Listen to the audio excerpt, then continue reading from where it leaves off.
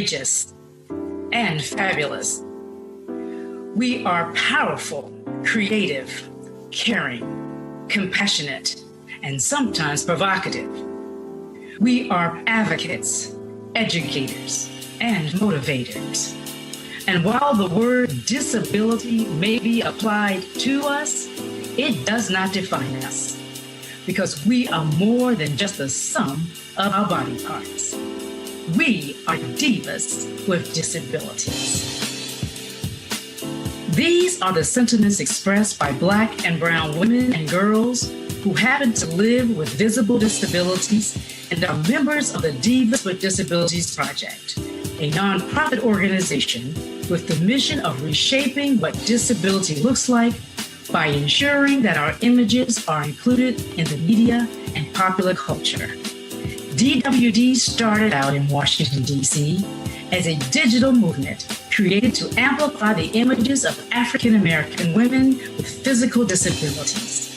It has since evolved into an international network supporting Black and brown women and girls with physical disabilities by ensuring our identities are fostered in inclusive sources of mass media and popular culture, and our images are not erased from American history.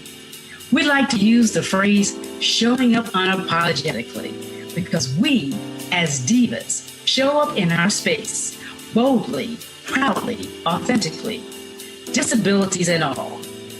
We are divas with disabilities.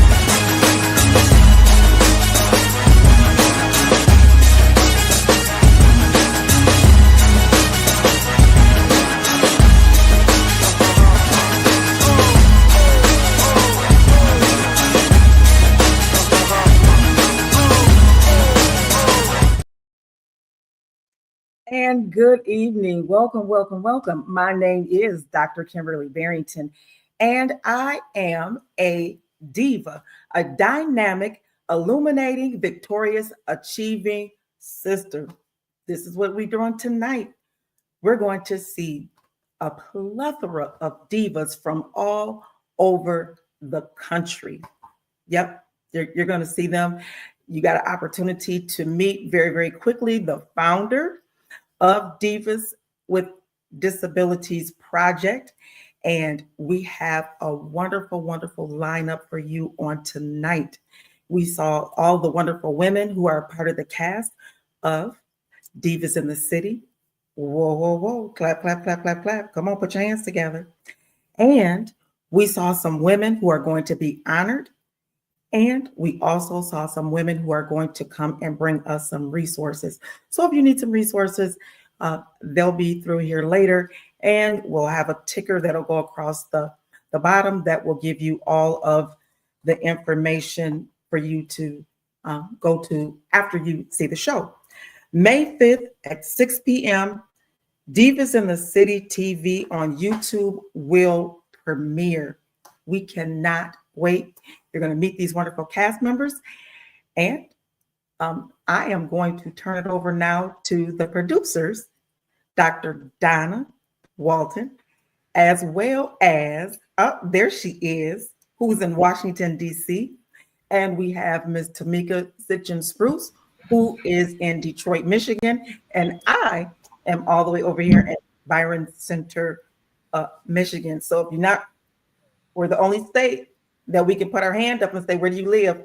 So Tameka's over here. and I'm over here, and way over that way is Dr. Donna.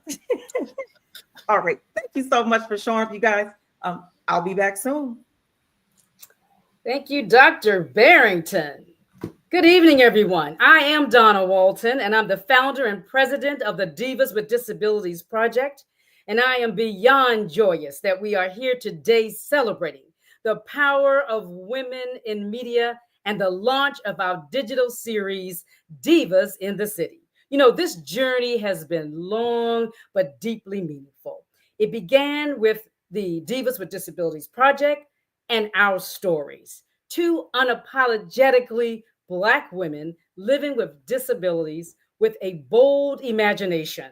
We envisioned Black, bold, and beautiful women living out loud, being fully seen and fully celebrated. You know, from the start of this vision, Divas in the City, it was very ambitious.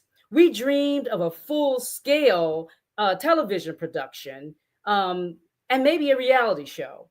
And that would be comprised of Black women with disabilities, given the visibility that they deserved. We knew that this transformation, with this transformation, this could be shifting, shifting the narratives and reshaping media representation, what it looks like. But we also knew the roadblocks, right? The industry, the hurdles, the challenges of securing a network to support us, and the waiting game, right, of traditional media. So instead of waiting for the industry to catch up, we chose to lead.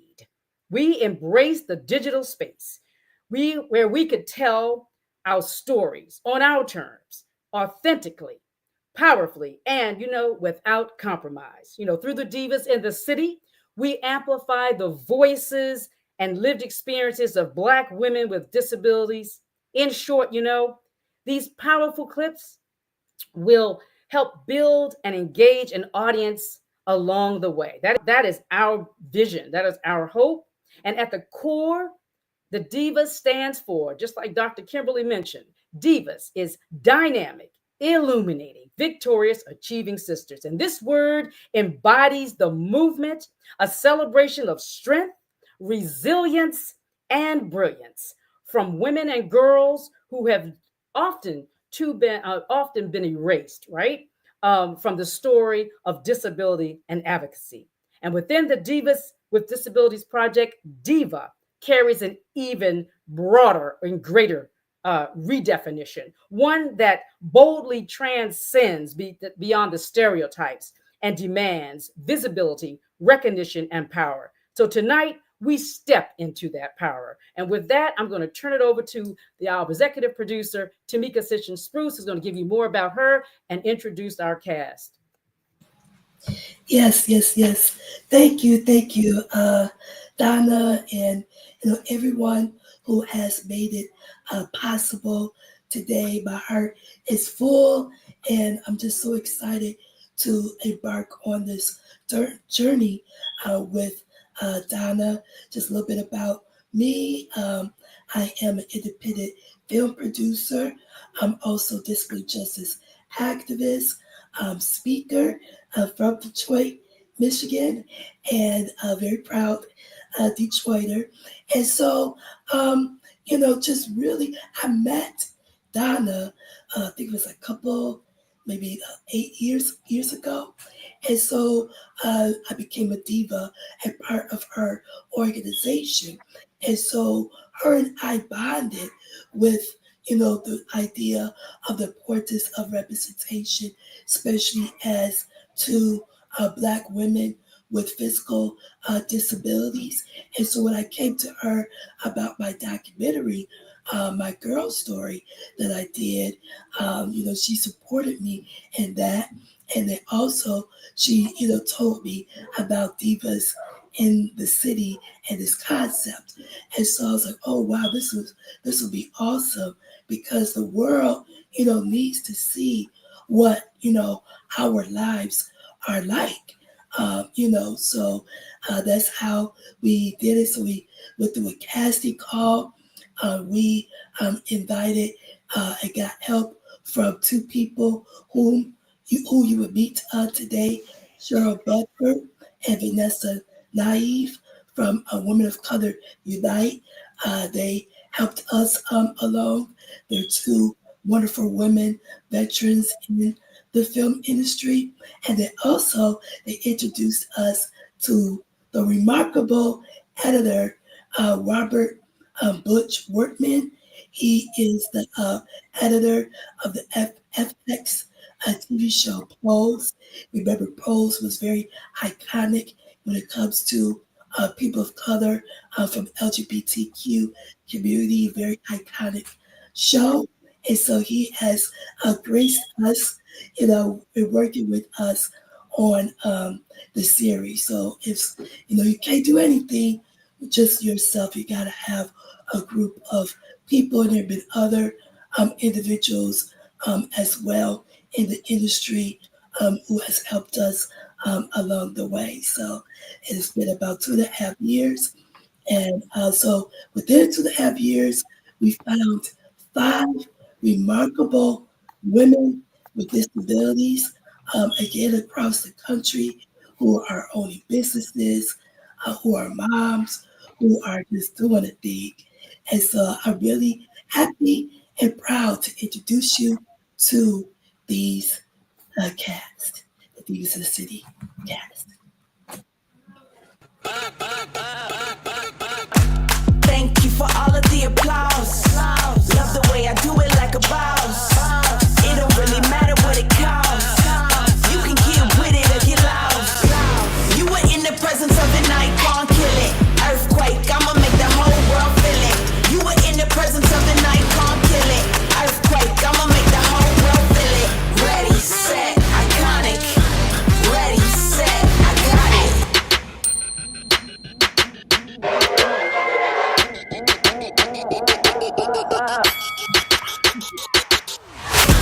Ready, set, I got it.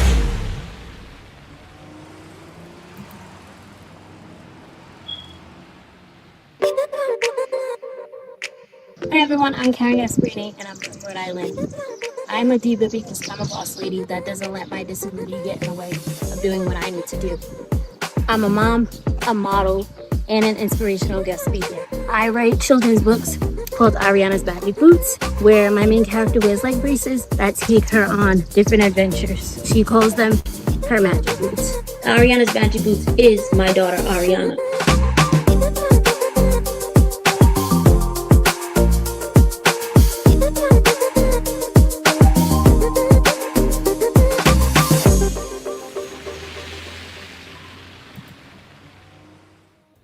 Hi, my name is Natalia, and I am founder and executive director of Women on Wheels, a nonprofit organization that strives to educate and empower women with spinal cord injuries and paralysis. I'm 40 years old. I am a first-generation Dominican American. My parents are both Dominican immigrants. I graduated from Johnson Wales University, my bachelor's in culinary nutrition. I'm currently studying to get my master's from the CUNY School of Professional Studies and Disability Studies. I have 2 sisters, 9 and 10 years my senior. My middle sister got diagnosed with brain cancer at 21, over 20 years ago. So she subsequently has epilepsy. So we have a variety of disabilities running through my family that we deal with, but I think we deal with it with grace. What else?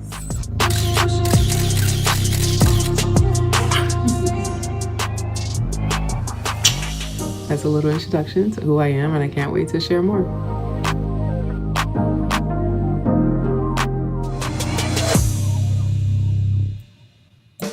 My name is Melba. I socially go by Mel, that's M-E-L.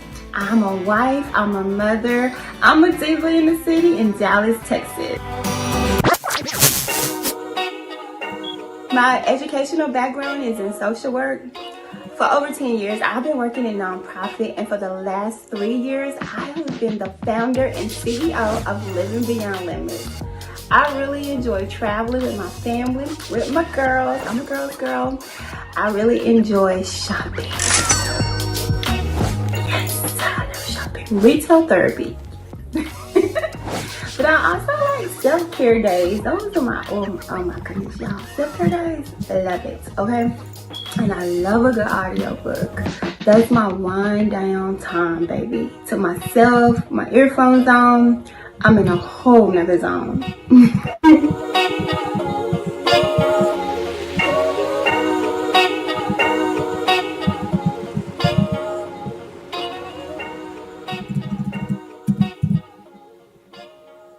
Hello, everyone. My name is Zazel O'Garra, and I'm a dancer, a model, an actress, and most importantly, a diva with a disability. I became disabled about 20 years ago after surviving a benign brain tumor, which left me partially paralyzed on my right side. I refused to let becoming disabled stop me from pursuing my dreams. As a result, I started ZCO Dance Project, a physically integrated dance company, and our mantra is we thrive and survive. A little bit more about my background. I am originally from the small Caribbean island of Montserrat, West Indies, and only has 5,000 people. And I grew up in Queens, New York. I attended the High School of Performing Arts and studied extensively at Alvin Ailey and Dance Theater of Harlem, where we performed at Carnegie Hall, Lincoln Center, and various other places throughout New York City. I performed abroad and off-Broadway, and I even graced the cover of 2 Essence magazines. As you can see, I love performing, and I love being in front of the camera. So come share my passion of dance, of performing with me. Once again, my mantra is turning setbacks into comebacks. Yes. Hello, my name is Kebra Moore, hailing from the great state of Texas, by the way of a little city called Granbury. What makes me a diva? Well, firstly, what makes me a diva is I'm 50 and I'm fabulous, baby. Nobody's gonna check me. I am an entrepreneur of 3 businesses. I am also a best-selling Amazon author of 5 novels. I have my own lipstick line, Tropical Storm Collection, as well as my own publishing company, Welcome to the Storm Publishing. I am married. I have 2 grown sons. And one thing about me, I want you guys to know is I love crab legs. Some crab legs. Yes, ma'am. I can eat crab legs all day, every day, and twice on Sundays. All right. Thank you guys so much. Peace.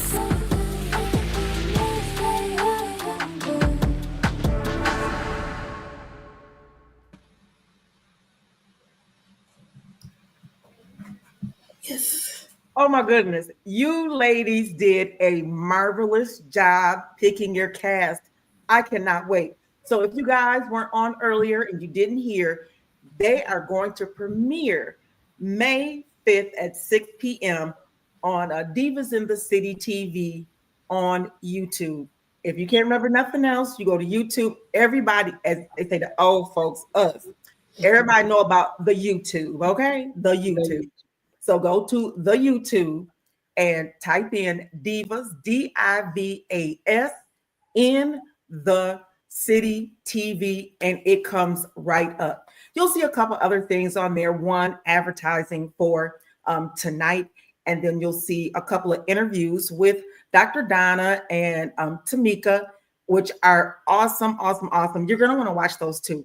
But these are going to air at 6 p.m. Monday through Friday. Am I correct, ladies? I think you got it straight. Wow. Monday through Friday, 5 days. Now, y'all know. Okay, I'm just going to tell you. These folks, them folks, give us 1 month to have Women's History. But how many of you know that we are creating history every single time we wake up and we breathe? We are creating history. We are creating women's history. And so tonight, You are a part of women's history. Whether you are watching this live or if you watch the replay over on YouTube or you see it on Facebook or anywhere out here on a social media platform, just know that you have just witnessed history because never before has there ever been a show that has been created, produced, number one, created by Black women, women of color, produced by Black women, women of color, stars, Black women, women of color. And we're going to be on 5 days a week. With disabilities. Yes. Oh, see, why did they take my punchline away from me? That was going to be drum roll, please. And the piece de resistance out of all of this is that these are women who are living with disabilities. They are, I'm telling you. And you saw that some are married, they have children. So that means they have lives. So you know what? What I'm really excited about, ladies, is that there's going to be a lot of myth busting is what's going to happen. And all those questions that you kind of wanted to ask, but you didn't want to ask, and you really wanted to know, now you get an inside view of everyday life of a woman with a disability, especially a woman of color, because we approach life and life approaches us so much differently than our other counterparts. And so just, it gives you an opportunity to say, I know y'all remember our old friend Arsenio Hall. Yeah. Something to make you say, yeah, just something to make you say, And the next time you see a person with a disability, regardless of their color, it's going to begin to change your mindset and what you think about them. You really are going to, think differently. So we're excited about this moment. I love teachable moments, and you are going to have a plethora of teachable moments throughout this whole process. So you know what? Anything that you see on tonight, get you some pen, get you a paper, and just kind of, write down some things that you may want to ask the cast or the producers as, we continue on, or even as you watch the show. And I would like to tell you, make sure you go and get your beverage. Yes. So, you see mine even has doctor on there. And it's purple. I got my signature colors. Made just for you. Okay. Yes. I promise you, it's just water, ice water at that. Fiji. Thank you very kindly. And okay, that was a plug for them. Okay. Okay. They'll sponsor, a couple of the shows. I'm just saying. So did you hear that? Executives at Fiji, marketing department. Yeah. Sounds good to me. I'm just seeing how I do get Fiji on subscription from Amazon. Another plug, Amazon supports us. We just had one young lady that said she has 5 books on Amazon. So you know what? Guess what? These ladies are going to make sure that you're able to buy their products. We've got 2-3 authors in there. Man, you guys are in for a treat. And I am so honored. I get to be Andy Cohen. Carlos King. That's another one. So, I'm going to be Andrea. My other personality could come out, Andrea Cohen. Yeah, I'm just saying. But what I love about Dr. Donna and the Divas with Disabilities Project is that, first of all, it's international. It is international. Global. It is global. And global. Let's see. So you see how it moves exponentially because, 3 months ago, it was international. And now 3 months later, here we are. It is now global. I can only imagine when this show comes out, what it is going, the effects that it's going to have on the globally. Woo. Okay. I don't know if you get emotional. I'm getting emotional. Okay, Tito. I can give you the tissue. You know what? May he rest in peace, of course. But we just, yes. But for a woman who is in this part of Michigan on this side, where it is very Dutch, to be able to come into a community that looks like me, thinks like me, has the same beliefs as me, and they're doing their thing and they're being celebrated. And that's what I love the most about Dr. Donna is that she is not selfish, that she shares what she knows, and she also will celebrate you for what you know. So this next segment that we're going into, they have 6 women that they are going to honor. I'm just, wow. There are 6 women who are going to be honored. And thank you, Dr. Donna. Thank you. Thank you. Who says that women cannot get along, can't support each other? Well, guess what? We're busting another myth on tonight by the women who are going to be celebrated. All right, take it away, Dr. Donna.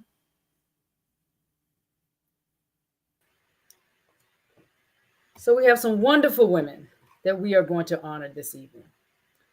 And Tameka is going to help me bring these women to the stage. So Tameka, would you like to introduce our first honoree? Or would you like for me to introduce the first honoree? Well, I can introduce the first honoree. Okay. And I know we're going to bring all of them to the stage. So I'm going to name all of them and then we'll get started with the first one. So the first person that we have is Jade Mathis. Jade Mathis. Good evening, everybody. Hey, Jade. Here is so happy to meet you all. Thank you. Yes. Thank you for being here.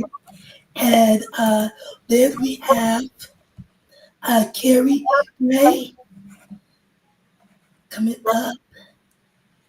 Hey, Keri. Hi, good evening. Good evening. Yes. Then we're honoring Reveca Torres. Reveca. Hello. Hey. And then we have Day Al-Mohamed. Hey, Day. And lastly, we have Andrea Jennings. Hey, Andrea. Hello. Yes. So we also honoring another young lady named Kayla Maria, who can't be here with us today, but but we're honoring her as well. So definitely look her up on Instagram. So the first person I want to honor today is Jade Mathis, and I want to tell you why and give her some time to speak. And Jade, she is from the Detroit area, just like I am. So she's a Detroiter. Also, I first noticed her on the show that she did with her family on ETV, Mathis Family Values. And it just was so beautiful to see Jade, talk about her, experiences, with the mental health diagnosis and, how she is, dealing with life and being a lawyer and being a speaker and all those things is very inspirational and beautiful to see women, with disabilities, Black women doing their thing. And so just real quickly, Jade is an accomplished attorney, public speaker, a mental health advocate. Now she's based in Washington, D.C. area. Like I said before, while pursuing her education, she received a life-changing mental health diagnosis in college. But, just like with disabilities, she did not let that hold her back. She used that experience and all of her experiences to fiercely dedicated to changing how the world perceives mental health. Just like a diva, she's bold and unapologetic in different vital issues. She's also very fierce advocate when it comes to criminal justice and expungement for former incarcerated people. I also seen her as a commentator on Roland Martin. So she does a lot of commentary for various shows. So she's rocking it. She's rolling it. She's definitely a diva in the city. So I'd like to honor Jade. So Jade, if you could share a few words to our audience, just a little bit about your journey and what advice would you give people, other women in similar circumstances? Absolutely. And thank you, Tameka, for that wonderful introduction. And I thank you all again for even selecting me and having me here. I almost got teary-eyed as well when I was watching the group of women you all selected, because usually I'm probably one of the only people with a disability when I'm in a room. I never get to see anybody else with a disability. So when I see other people who look like me and who boldly talk about it like me, it just does something special to me in the inside. And though my disability is not a physical ailment, mine's of depression and ADHD and a math and a reading disorder, it still is a disability the same, and it affects me the same. So when I see women like yourself who look like me, beautiful Black and brown women, and you're embracing your disabilities, it just makes me know that there's more of us and I'm not the only one. And I always make a joke when I speak to people and I say my hashtags are pretty with depression or make mental health sexy. So I love that you all are making disability sexy, and this is right up my alley.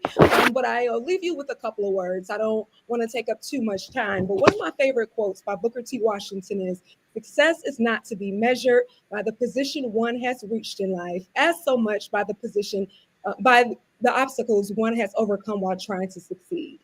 And the reason I chose that quote is because, number one, that's the story of my life. And that's the story of a lot of our lives when you're particularly successful. And people talk about all the glitz and glam that comes with success, right? And they talk about it when you make it on the other side and how good it feels. But a lot of people rarely talk about the obstacles they've had to overcome. They don't talk about the journeys along the way. They don't talk about the resilience that it takes to get there, right? So I sat back and counted just for you all, because I said I want to give them something really unique I've never done before. And I counted 14 no's, failures, not acceptances that I received just to pursue my education, my law degree alone.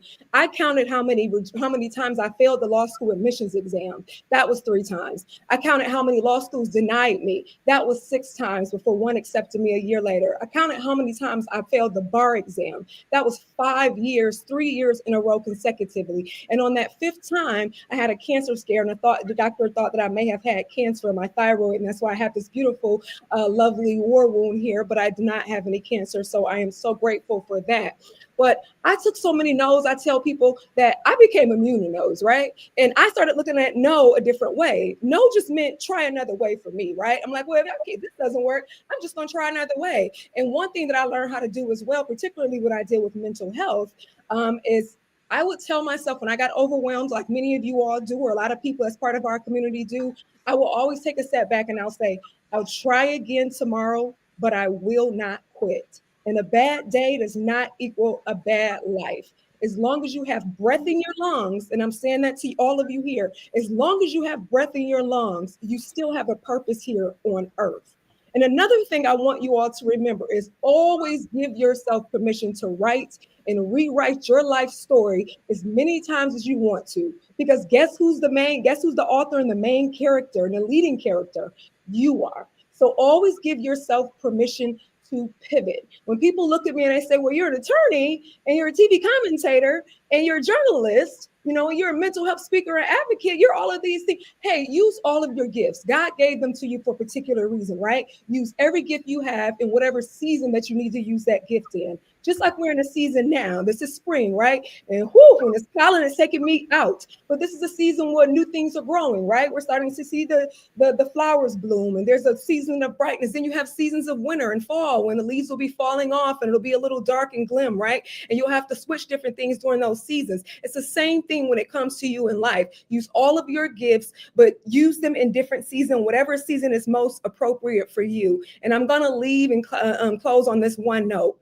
Please, please, please, us women, mothers, sisters, bosses, all of that good stuff, we have a tendency to pour into our cup is empty, right? We don't think about, especially Black women, we're not thinking about self-care and what that does to us. So I always tell my sisters, we cannot pour from an empty cup. It's not possible, right? And sometimes you have to take a break before you break. And always remember that. But hopefully you all took away from my story and my journey and some of the other ladies that you'll hear that in the end, it'll all be worth it because you gain and you grow a different resilience that you never, ever, ever knew that you had. There's a power that you never knew that you had to tap into, and it's all worth it at the end. So keep fighting, you all. It's my sisters. Please, please, please keep fighting and never give up. And thank you again for honoring me.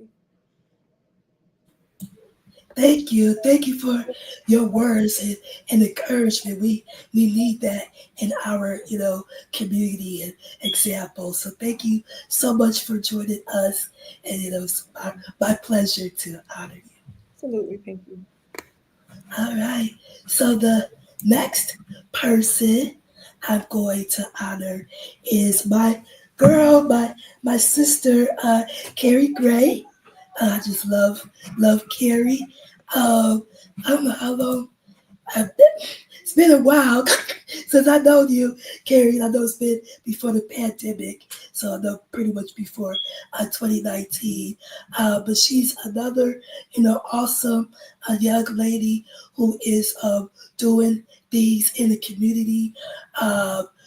Just really a great mentor to a lot of young women as well, within the disability community and women of color. So she is a dynamic entrepreneur, facilitator. She is a cancer survivor. So she has a limb difference, and she advocates for racial and disability justice. She is the CEO of Ignite by Keri Gray, where she is committed to fostering professional communities that are both intentional and equitable, with a strong emphasis on education around racial and disability justice. She's also the founder of NAMD, National Alliance of Melanated Disabled Advocates, a groundbreaking organization reshaping how social justice movements address ableism and build cross-movement solidarity with disabled leaders of color. She puts on, amazing conferences yearly for disabled leaders of color in the professional and corporate arena. And I've been to a couple and spoke at one, and it was, a great time. In addition to the conference, she also has started a Coachella Valley Music and Art Festival, where she designed a job shadowing program called Accessible Plus. So this empowered disabled professionals of colors into live industry events, such as the iconic Coachella. So you see there in Teen Vogue, New York Times, People Magazine, Time Magazine, PBS NewsHour. She'll also have been part of a Diet Coke campaign, #Unlabeled. So it is my honor to introduce you to Keri Gray. Keri, you can share a few words. Yes, no, thank you so much for that beautiful introduction as well. And it is so good to see y'all, Tameka, Donna, so many friends and new friends as well. As Jay was saying earlier, there is nothing more beautiful than being in our community with our people, seeing us thriving, seeing us do our thing. Like, I am so proud and so happy for y'all, the cast included. It is beautiful what y'all are putting together. And best believe I'm going to be tuning in. And I need my people to tune in. Like, it's just so beautiful seeing where we're at and where we've come. As mentioned earlier, my name is Keri Gray. I identify as a Black disabled woman, and my mission is about creating radical spaces of defiance, particularly for disabled people of color. I feel so honored to be here this evening. As Tameka was saying, like, we've known each other over some years now, and it's the most beautiful thing to see our journey. I have a consulting firm called Ignite by Keri Gray. And, you know, in the opening remarks earlier, y'all was talking about the dream. And let me tell you, what I love about this group of speakers, and myself included, is I know what it's like to dream. I remember dreaming of creating a job shadowing program at Coachella, and just thinking about our community and saying, we deserve to take up space. We deserve to be in the industry. I need to be able to visibly see us, where we at.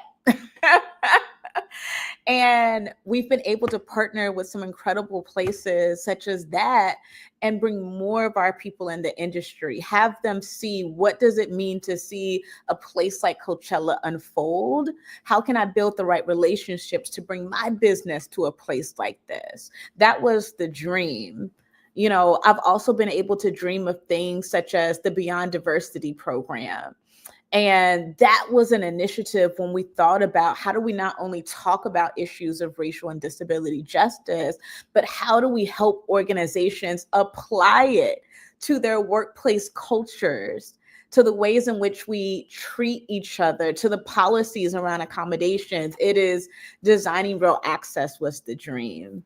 So when I think about this work, I think about, you know, our saying in hip hop, I started with $1 and a dream.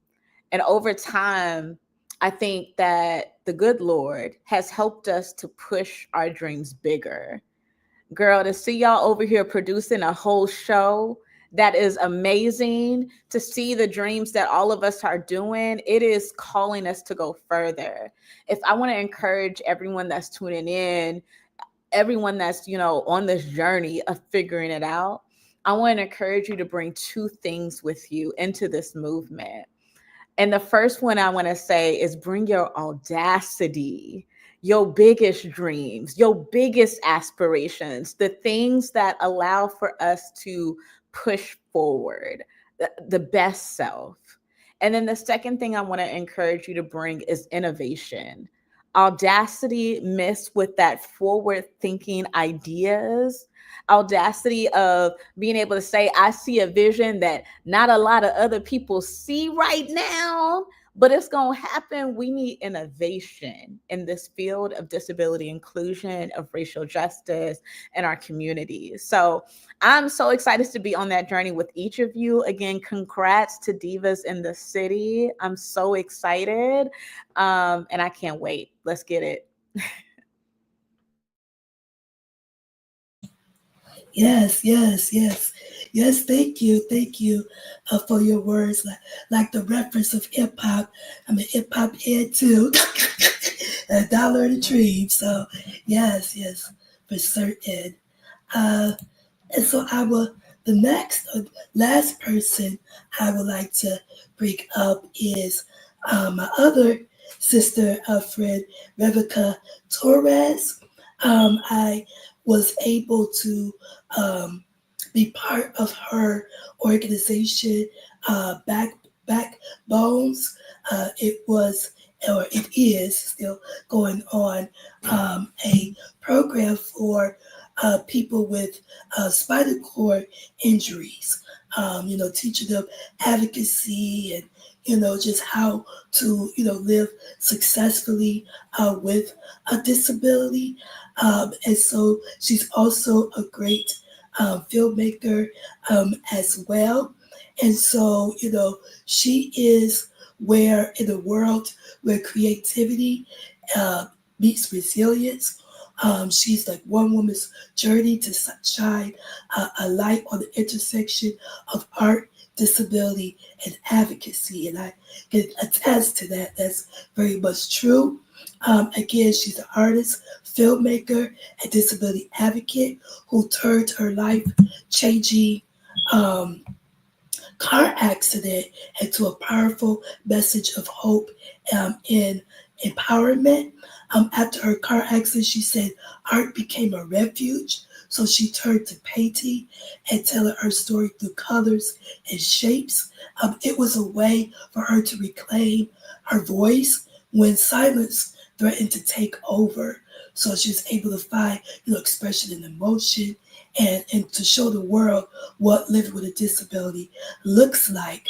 And so, again, she filmmaker, done tons of been part of different fellowships in filmmaking, and again, she has the organization Backbone. So I definitely recommend if anybody has a spinal cord injury, which I also have due to a car accident when I was a baby. So, if you're a person with a spinal cord injury, definitely look her up. And she has programs for adults and for teenagers as well. So, without further ado, I would like to bring to the stage and honor Reveca. We can share a few words. Thank you so much for including me tonight. It's really nice to see familiar faces of friends, people I've worked with, and then also people I've admired from afar for so long and have been just a big fangirl of a lot of you. But as Tameka said, I'm Reveca Torres. I'm an artist, a filmmaker, and founder of Backbones, a nonprofit that connects people with spinal cord injuries and disabilities. And after my injury, while I did have support from family and friends, I didn't have connection. I didn't know other people with disabilities, and especially women with disabilities. And there was a gap, and I felt isolated, and I knew I was not the only one. And so years later, once I became an adult, I decided to start Backbones and to build this community that I didn't have and that I wanted to be surrounded by. At the time, I had no idea what a nonprofit, how to run a nonprofit or a business. My background, like I said, was in art and fashion and theater, but I learned as I went. And I asked people, I asked questions, and I looked for the information that I needed. And 15 years later, Backbones is still here, and we are growing and we continue to connect people. But when I first launched the nonprofit, I stepped away from art. I thought that I had to choose either be an artist or be an advocate. And over time, I realized that my art was my advocacy. And when I returned to creating art, and especially with film and photography in the more recent years, my work has been more meaningful to me, and it's become more of a reflection of my identity and the issues that I care about and that I work on in every aspect of my life. Additionally, like my Mexican heritage has always been important to me in preserving my family's culture while growing up here in the US. And so that's influenced both my art and my activism as well. And so that, and also, me now living with a disability almost 30 years, it really only became until about a decade ago that I started making that connection that disability is also culture and art, and that the legacy that people with disabilities and those disabled people that have come before us has been really important and really influential in my own work. And so in my practice now, I explore disability, ancestry, and looking at how individuals with disabilities lived and worked and built community in past generations. But also bringing it into today, I'm especially drawn to the joy of art making and of being together in community. I feel like my work isn't just about me anymore, and it's more about those around me, those here in this moment, because it's important for me that society and that people know that we are here, that we are disabled people, that disabled people exist, and we have always existed. And as I've been doing this work, running a nonprofit, making art, and also just living with a disability, it's effort, it's energy, and sometimes it's exhausting. So I did also want to mention that it requires something that we don't talk a lot about, and it's also so important, and it's rest.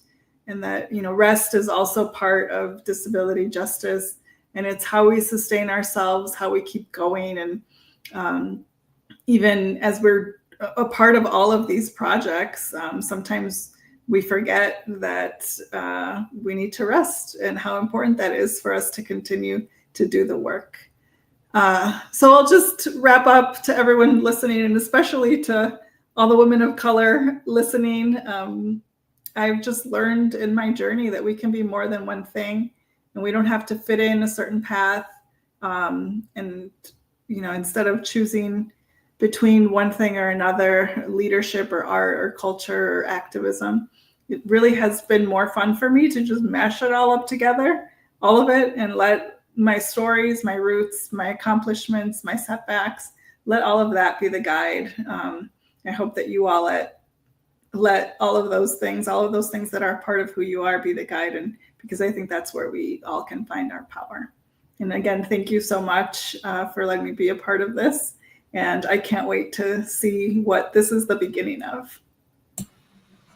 Yes, thank you, Reveca, for your words, and it was again an honor to honor you. So I'm gonna give it to Donna to introduce and honor Day and Andrea. I might be muted. Let's see. Okay, perfect. I am unmuted. The next honoree. What can I say? She is not only my sister, she is also my friend. And so I like to definitely give her the dues. I'm going to read her bio because I don't want to miss a thing. Day Al-Mohamed. She's an author, filmmaker, and policy expert with over 15 years of experience. Currently a senior policy advisor with the federal government, she is a proven leader in organizational transformation, legislation, and regulation, development analysis, and innovative program design. A sought-after presenter and moderator. Miss Al-Mohamed has written 2 novels, as well as multiple short stories and articles. She's a regular host of Adobe Radio's Geek Girl Riot, with an audience of over 80,000 listeners, and a founding member of Forward Doc Documentary Filmmakers with Disabilities.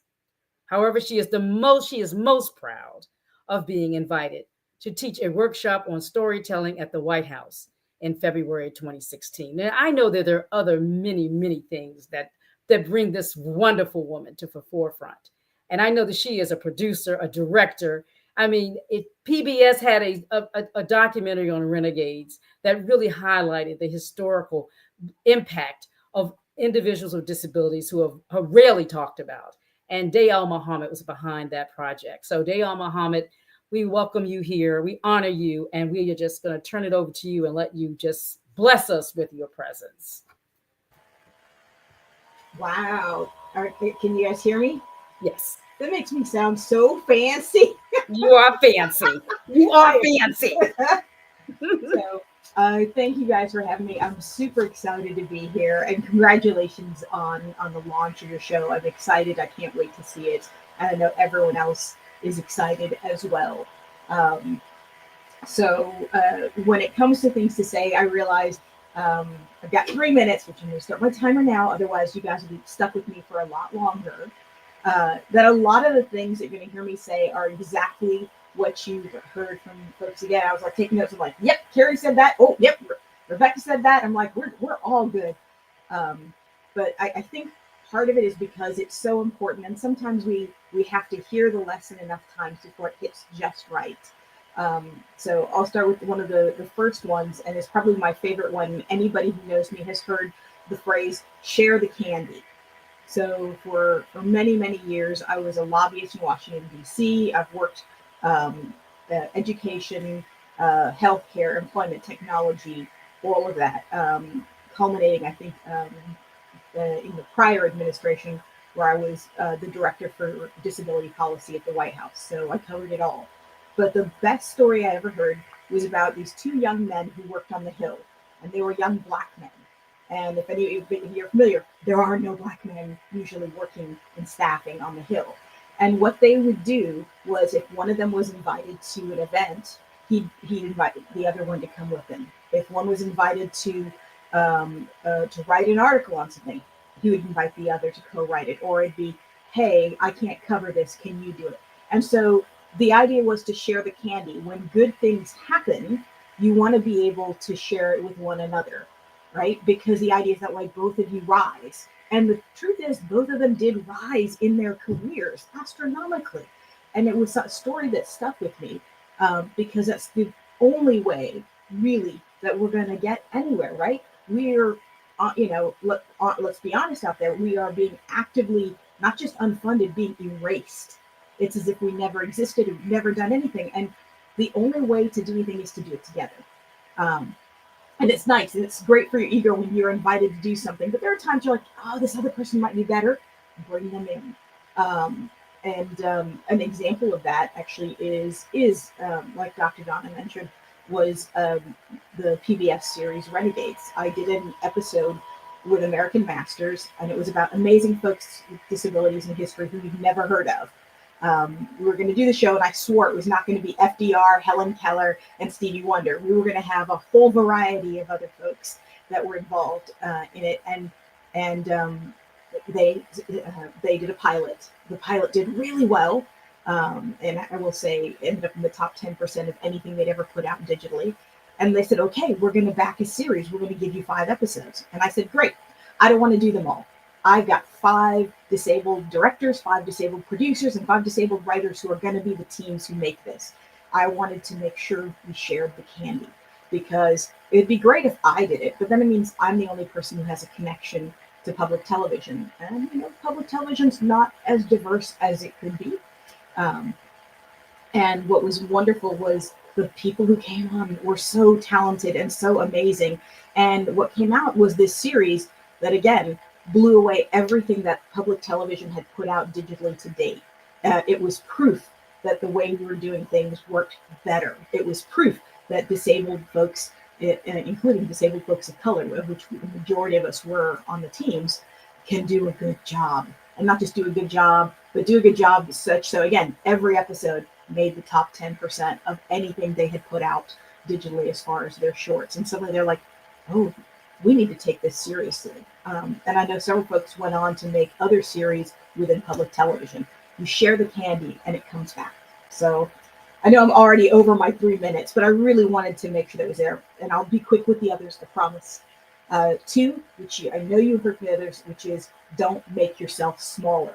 Again, we're in a time period where everyone's going to be pushing to do that. Do not make yourself smaller.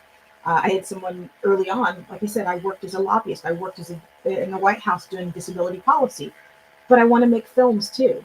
And I had this man who basically was someone I looked up to, who was a mentor. And he's like, it's great you're doing those film things, but I'd invite you to dinner, but I wouldn't hire you. And that was hard. It was hard to go, oh, am I doing the wrong thing? Should I instead focus in this one area? And like Reveca said, your art is your advocacy as well. The idea is you should be able to take all parts of yourself. So don't make yourself smaller for anybody else. Do all the things that you want to do. You are more than just the activist. You are anything that you choose to put your time to. You want to dream big and you want to do big. And I'll circle back to that share the candy. You surround yourself with people who will have that same dream, and you guys will push each other. So I wanted to do that. The third, so like I said, share the candy. Don't make yourself smaller. The third one, which was also hit on, right? Burnout is real. Rest, you need to rest. You need to manage it for yourself. But you also need to refill the well, right? Saying no is not enough. Nope, don't have time or energy to do that. That's not enough, right? You're just stopping the onslaught. You actually have to spend time doing things that make you feel better, that energize you, that excite you. So Give your brain the things it feeds on, because that's important too. So the no is not enough. Refill your own well. So that was me going way too long, but I did want to impart those and just remind you guys. So 1, share the candy. 2, don't make yourself smaller. And 3, no is not enough. So that's what I want to have. I did have one last thing that I wanted to add to that in the vein of sharing the candy. I work with Docs in Progress. It is a documentary organization, and one of the things we've been pushing very hard was to build a fellowship for disabled filmmakers, and that is actually going to be a reality. And we should be putting out a launch on the first call for fellows on Friday. So for those of you who are interested in taking those first steps into some filmmaking, you can check out Docs in Progress on Friday, and we will go from there. And it is virtual for that, so it doesn't matter where you are. Thank you so much. You know what? I knew you was a powerhouse. I knew that.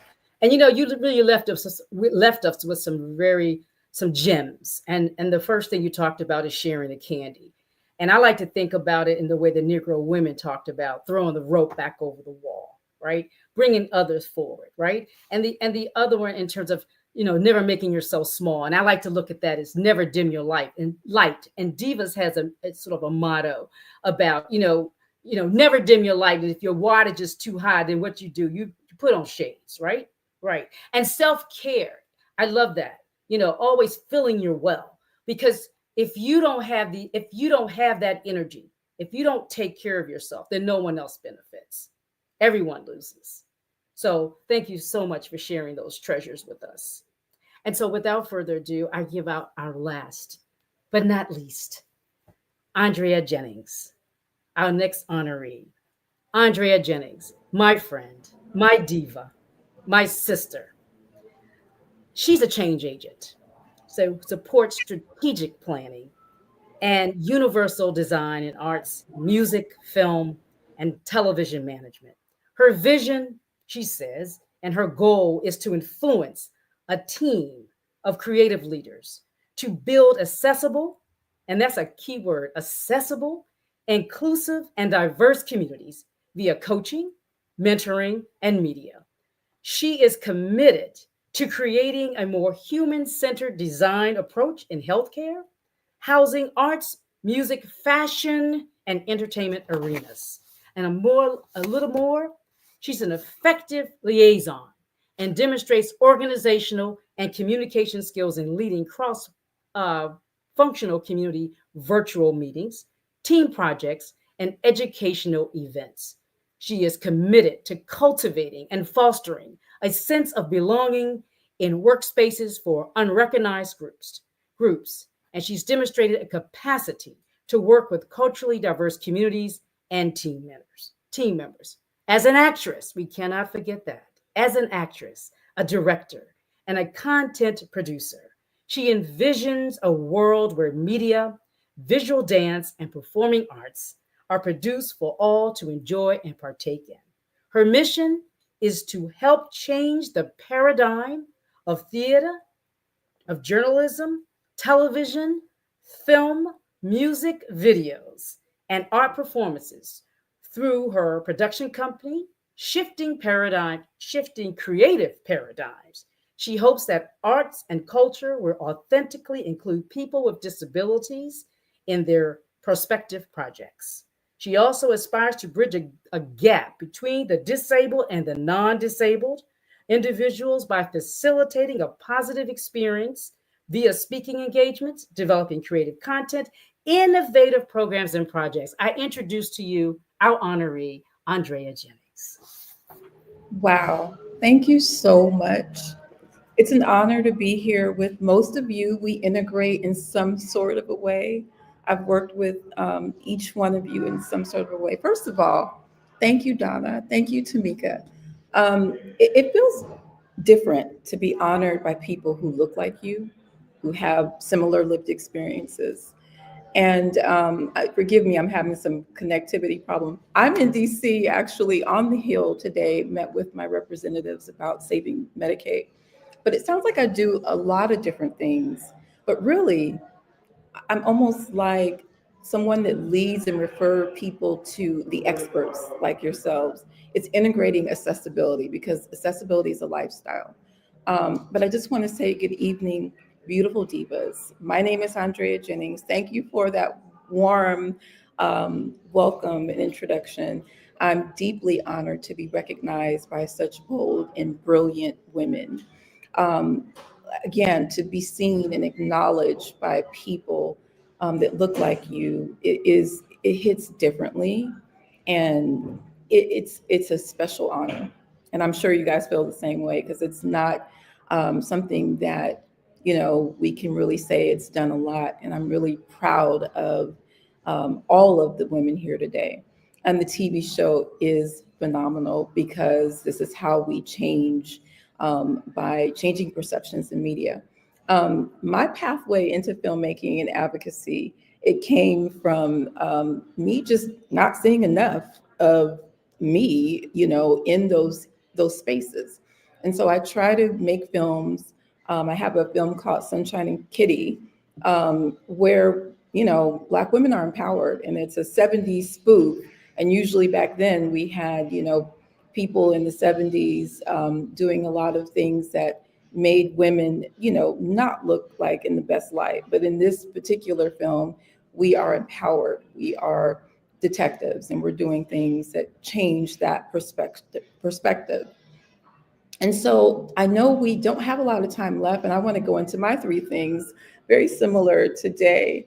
But first of all, I created a production company, and I want to encourage all of you, like we've talked about earlier today, to create your own business, create your own space. Don't let anyone tell you that you can't do it, because you can. And don't shrink for anyone. And I'm not encouraging us to be super women either, because rest and wellness is very important. But do you, okay? But one of the 3 things I want to talk about is you are already worthy. You're not doing this to get validation from people. You have to already know that you are enough. This is so important. The other thing is, don't wait for permission. Create your own spaces, your own doors. That was probably one of the things that I regret, but I started to just kind of depend on me, and having like-minded individuals that support you is really amazing. But don't wait for people. Like, create your own spaces, and like everyone has done here, is it reach one, teach one, reach one? Go back and pull people in, as Dave was saying, and as many of us have done here with this whole event.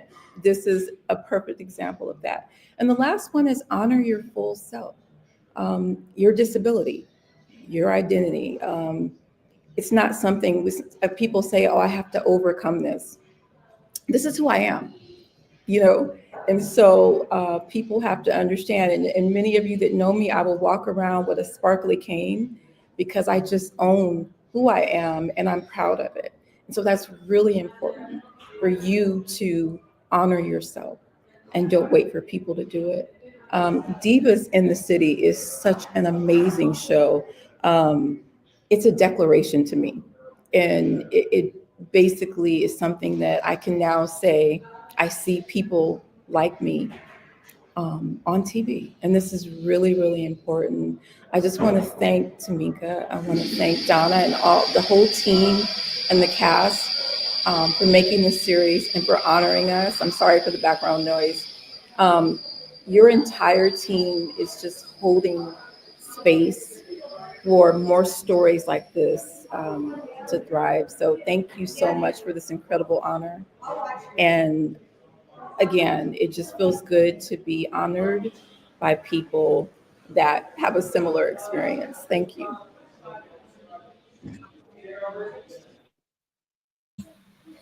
Thank you, thank you, thank you. Yes, this ladies, I have had the opportunity to be backstage and to listen, and I'm like, okay, I cannot wait. I've been taking notes on everybody, and I'm like, I'm gonna reach out and say, okay, now they need to be on the show. They need to be on the show. About to schedule everybody out. You get a whole hour to talk. oh my goodness. The takeaways, accessibility is a lifestyle. When you put it that way, it makes it seem more glamorous that this is a lifestyle. That, hey, you know what? Hey, I live an accessible lifestyle. Oh, what does that mean? I like rolling around in my wheelchair that sits up almost 6 feet. You know, I can rise up and have conversation with you eye to eye. I love it. And that we need to go beyond diversity. I agree, because you that diversity does not include an accessible lifestyle. The other thing was about the audacity and innovation. I was like, yes, honey, yes. Audacity. Woo. You are already worthy. That's a big one that I think that we all, whether you have a disability or not, have difficulty with accepting, is that you're already worthy and that you don't have to wait for permission from somebody else to say, hey, you're worthy, or you know what, you should start that business. And you honor yourself. I do it all the time, I'm telling you. I just had somebody bring me some grapes, and I say they came from the promised land. You know, we got the Egypt land fruit, and then we have the promised land, because what did they say? They went over there and the fruit was huge and it was awesome. It was beautiful. And so to me, that's a way to honor yourself. Look, I'm giving you some promised land grapes. I'm gonna be happy. Don't make yourself smaller. I like that. Don't make yourself smaller. Share the candy. This is what's happening on tonight. I did not have that verbiage earlier when I was thanking Dr. Donna for this time, and she called me Tito because I have my tissue out. I got a little emotional about what's happening on tonight, and but sharing the candy, I think that is probably the most prolific way about each one, reach one, each one, teach one, and bringing that other person. I love that story about how the one Black man would always bring the other Black man, and now they're both there together. It really breaks that saying that we're all crabs in a barrel, crabs in a barrel, that we can't work together, that we can't help each other. I said at the outset, we really are creating a new history. We are dispelling so many myths to see women of this caliber, and we're celebrating each other. We're not talking about each other. We're not rolling. Hold on, let me say so you can see. Ain't nobody rolling their eyes and rolling their neck, but they're lifting one another up. Whether it's, you know what, I can lift you up on my wheelchair and we can roll around together, you know, or hey, maybe you might need to lean with me on my cane, but we're doing it, ladies. And the whole world is going to see this video tonight, and they're going to see Divas in the City, which the first episode is going to premiere May 5th at 6 p.m. on Divas in the City TV on YouTube. So set your reminders. Everybody set your reminders. Set your reminders, because it is going to be awesome, and you are going to be a part of history. Now, the part that I like the most, you know, as I say, when you're in church, now it's time for the offering. This is the part where everybody can participate. It's time for the offering. So there's some young ladies that are going to come on here. I do believe that Miss Tameka and Dr. Donna are going to introduce these ladies. They're going to talk about some business opportunities, some funding, and other business support that you might need. So stay tuned, and we appreciate you.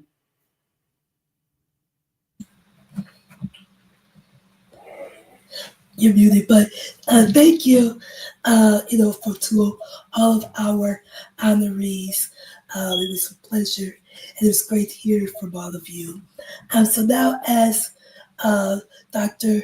Kimberly have shared, that we have outstanding people who are going to share some resources. So whether you want to start a nonprofit, if you want to start a business, if you want to get more into film, they will tell you about it. So, hello, Donna, did you want to introduce the people? You're muted. Uh-oh, you're muted. Okay, I think I'm unmuted now. All right, perfect. Well, I think we have some wonderful resources in front of us. And, I think what we should do is call out their names and let them introduce themselves. Tell who they are, tell why they're here, tell us what they offer. I think that's what they should do. How about that? Let's start with Cheryl Bedford. Hey, everybody. And it was so good seeing Andrea. I Yes. haven't seen Andrea in so long. Hi, everybody. So first of all, for those who have low vision, I am a dark-skinned Black woman. I am wearing glasses. I had on a black T-shirt, and then I saw how everybody was dressed, and I changed. So now I'm wearing a striped dress. I also want to acknowledge that I'm coming from you from the unceded land of the Tongva and the Kits. I am Cheryl L. Bedford. I am the founder of Women of Color Unite. We are the largest nonprofit of women of color in entertainment with over 6,000 members. I'm a producer, line producer by trade, an activist by DNA, and I created the JTC list, which came first as the database of women of color above and below the line. It is named after my mother, who passed away in 2016, Joan Teresa Curtis. From there, we became a whole ass nonprofit. And now we are 7 years in. We do a whole lot of things. The main thing that I like to tell people about our organization, we have always been inclusive. It has never been an afterthought with us. So we were the very first group that actually put on a panel in Hollywood regarding women, Black women and women of color with disabilities in July of 2019. Think about that for a second. 2019. That was the very first panel in Hollywood with women of color with disabilities. We're the only ones who've ever put on panels with colorism. We talk about issues. We bring to the forefront things that Hollywood likes to bury its head about. So that's who we are. That is who I am. And thank you, Donna and Tameka, for having me. And it was so good seeing Andrea.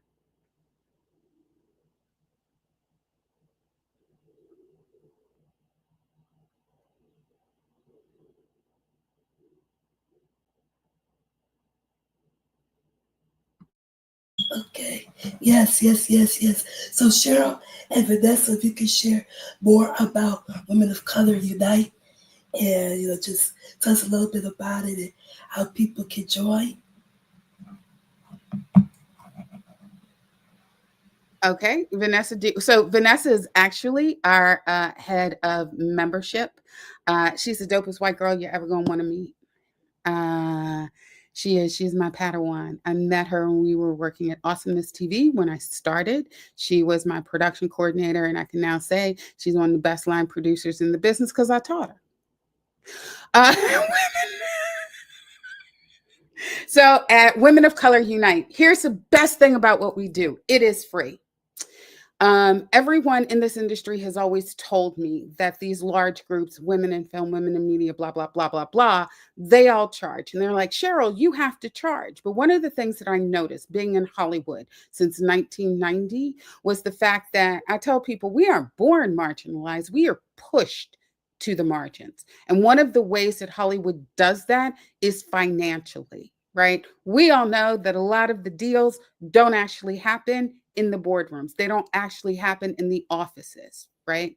They actually happen at events. Well, I remember being an AFI student, which is when I came to Los Angeles in 1990, and some of the events were like $150. And I'm like, at the time my rent was $425. I was like, I'm not spending a quarter or a third of my rent to go to an event. And a friend of mine paid. And I went and I was like, oh, this is where it all happens. So it has been my mission one of my main things is that we do not charge our membership at all. So just so you know, we always broke. But what no one in Hollywood counted on was the sweat equity of Black women, women of color, and those like Vanessa who love us.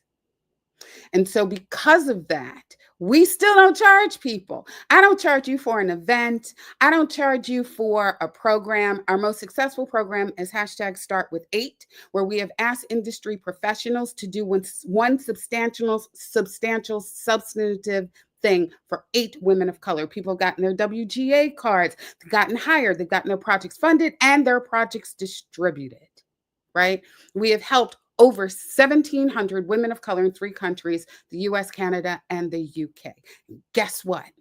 You do not have to pay for an application, nor do I make you slice a vein open and do one of those trauma essays where you have to be po little me. Because as I was listening backstage, the thing is, and I always say that you don't have to prove yourself worthy, you were born worthy. I hate most, and I know that's a strong word, but most DEI programs in Hollywood. I don't like them because what they are really for is for that company to pat itself on the back. My mother used to say, don't break your arm patting yourself on the back. So for us, you don't have to do any trauma essays. We don't charge you for anything. Everything we do is first come, first serve. Set your alarm. That is what I tell my membership. If you cannot set your alarm, there's nothing I can do about it. But you don't have to prove that you were worthy. You were born worthy. I don't expect us to have to be 10 times better, 100 times better, 1,000 times better, because studies from National Institute of Health tell us that that is very, very damaging to our mental health, right? I want us to be able to pay our bills like the mediocre white guys get to pay their bills, right? And then you can fall or succeed all on your own. I do not expect us to have to always be so much better. You do not have to prove your worth. You were born worthy. And that is what we do at Women of Color Unite. So we have our mentorship program, and we're actually actively recruiting our mentors now. We launch on Juneteenth, and we take as many as many applicants as we have mentors. That's it. You just got to set your alarm, wake up, fill it out, tell us what you need, and we match you with people who can help you with that particular need. It can be reading a script. It can be helping with a resume. It can be an introduction, all of that. Because what we have realized is we call it exclusion by familiarity. Didn't go to school with any, don't live near any, and don't golf with any. And when you can get people in the same room, they realize that they are more alike than they are different. And for us, women of color with disabilities has always be at the forefront. So I always give a shout out to my Uncle Thomas Curtis, who is a retired judge in Baltimore, Maryland, who helped to pass the Americans with Disabilities Act. His youngest son, my cousin, is disabled. And in Maryland, if there is a building that is not compliant, he still gets the call. I say he's retired. He's really semi-retired. So shout out to him, still doing the work in his 80s. So for me, it's always been a part of my life. And I know one thing: when we help the most marginalized, it helps everybody else. So come on over to Women of Color Unite, WOCUnite.org. You can read all about us, our board, what we do, and we started a nonprofit production company. Because I realized I was never going to get those grants because when Black women and women of color run nonprofits for us only receive 0.5% of all grant and foundation money. And now that the administration is cutting funding, I'm like, well, I didn't get any in the first place. So we started our own nonprofit production company. So we're hiring. We're free. So come on over. Join us. We have a good time. We've built a whole ass community, and Vanessa is in charge of membership. and our one of our VPs of unscripted television. Excellent. Vanessa, do you want to share more about what you do with WACU? Yeah. Yeah, I can share a bit. Hi, I'm Vanessa, Director of Membership and VP of Unscripted over here. And I just want to shout out Tameka and Donna, because it's been so wonderful seeing them work on this over the last few years, and the incredible cast they've brought together, and the trailer. I'm just so excited to see it all. So I just want to shout out the entire team here. Yeah, the main thing is when you go to wokeunite.org or the jtclist.com, you'll register. It'll bring you through a couple prompts. Be sure there will be a link that will bring you to an Airtable, and that's where you fill all your information out. So make sure you do that as well, so I can let you into our mighty network. And I have to say, as someone who is hired from the JTC list, just seeing everyone being able to connect, seeing people be able to see that there are opportunities out there is just one of the best things about this organization. And I actually met one of my really good friends through this organization because I needed a PA. She had an awesome resume. I told my PM, like, hey, call her. And hold on, we're in 2025, 4 years later, you know, she's there, and I just got the call. She got engaged. So, you know, more than networking happens, you know, friendships happen too. So that's about it for me. Thank you. Thank you, Vanessa. Okay, Tameka, you want to introduce our next resources? Yes. So since we're in the filmmaking space, I would like to bring up Kristen. Kristen is from the field. They are my fiscal sponsor first with my art projects and things. So I've been working with Kristen for a couple years now, and this is a must need for art projects if you have a nonprofit, and if you don't want to get a board and get a 501c3 and go through that whole thing, you can go to places like the field. I know WOKU also does some fiscal sponsorship, so that's what you need. And so, you can get a grant, which I have received up 2 grants, and went to them, and then they help process it and things like that. So definitely look into fiscal sponsorship. And so without further ado, I would like to give it to Kristen to share more about the field and how you can get in contact with them. Thank you so much, Tameka, and hello to everyone. Yes, my name is Kirsten Michelle Schnitger, and I'm the Director of Artist Services at The Field. The Field, like Tameka said, is a nonprofit fiscal sponsor. We are also an artist services organization based out of New York City, but we serve artists nationally. And I actually also live out here in Los Angeles. So we work with artists and arts workers and small arts organizations of all disciplines, all backgrounds, and all career stages. We were originally incorporated in 1986, and we've been the go-to home for thousands of artists and emerging arts companies, like I said, nationally, but a lot in New York City. And over the years, we have supported our members in fundraising over $56 million and sharing over 135,000 new works around the world. Our mission is building a community of artists that connects, empowers, and elevates those artists. So through expanding access and opportunities and resources, technologies, we seek to empower our members, our artists, and artists nationwide to thrive both in their creative endeavors and financially as well. It is our belief that artists deserve resilient and abundant lives, and we're disrupting the scarcity mindset that has hindered their potential. So our work is grounded in our values. We are artist-centered. We are artists ourselves that work at the organization. So we understand the highs, the lows, the in-betweens of the creative journey. And this shared experience allows us to connect with our artists on a meaningful level. We uphold artistic equity. This is huge. We are dedicated to amplifying voices of those at the margins. So committed to ensuring that all arts workers, but particularly those from historically marginalized groups, have fair and equitable access to opportunities, resources, and recognition in the sector. We are responsive and resilient. Just as art itself is an ever-changing process, so too is our journey to improve, grow, and adapt as an organization.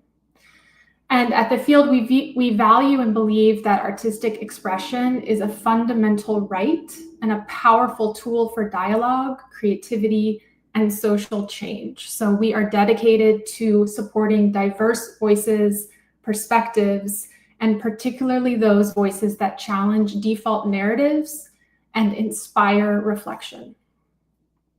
So we have a lot of programs and offering that we work towards our mission and live into our values and provide artists and organizations with the kinds of tools and resources they need to have successful careers. Like was mentioned before, one of our main programs is fiscal sponsorship.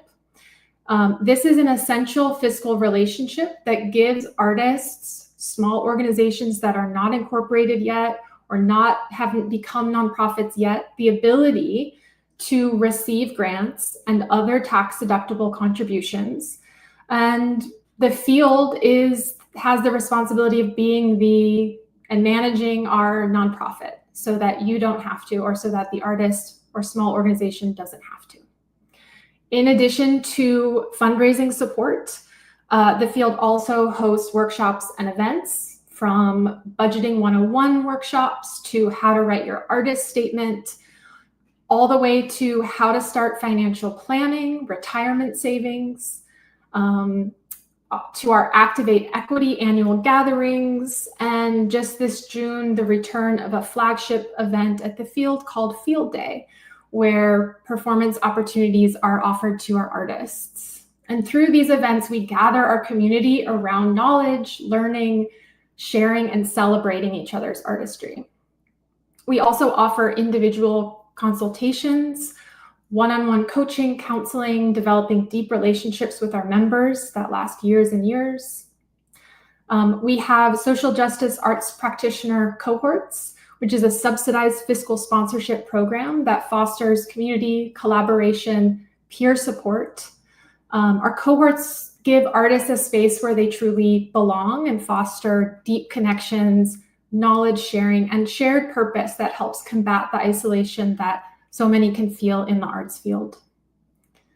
And finally, we have partnerships. So we're not a one-stop shop for artists. We understand that there are other organizations out there and we like partnering with them. We also love going into colleges and universities and giving information sessions to young artists who are just starting out. And just a little bit about our membership. We have free membership, so anyone can become a free member of the Field, sign up, get access to our events, resources, emails, and we also offer everyone who signs up a free public profile on our website, so you can feature your work on our website and send people to that link to share your work. We offer paid membership for fiscal sponsorship, and it's $110 annually, or there's an option to pay monthly at very, very low fee for a fiscal sponsorship in the Field. So that's pretty much it. If you have more questions about our work or programs, you can email us. The email is fiscalsponsorship@thefield.org. So hopefully that's simple to remember. Happy to share in the chat as well in a minute. Our website is thefield.org, and you can also reach out to us there and see all of our information and programs, and join our mailing list there as well. So thank you so much. Yes. Thank you for that information. And we also will, try to see if I can, well, the people who registered for the event, will, get the information from today as well. And so the next person I would like to bring up, since we're in a round of nonprofit and business, I would like to bring up Shahida to spotlight her. And so she can share more information from the National Disability Institute. It's another great organization, and they offer help with entrepreneurs with disabilities. So go ahead. Thank you. Before I start, I just want to say thank you for inviting me and inviting me to present and to be a part of the Divas in the City launch celebration. This is amazing. Like Tameka said, my name is Shajira Brown, and I'm the Director of Community Partnerships at National Disability Institute. And I'll be talking to you a little bit about our small business hub. But before I get there, I just want to tell you a little bit about National Disability Institute as a whole, that we are the first national organization committed exclusively to championing economic empowerment, financial education, asset development, and financial stability for all persons with disabilities. And we've been doing this hard and amazing work for the last 20 years. And something else I want to make sure that I share with you all is that NDI is a disability-led organization. Our mission has been and continues to be to collaborate and innovate with diverse partners in the disability community, public and private sector, to improve informed financial decision-making and the financial health for people with disabilities, and not locally, but nationwide.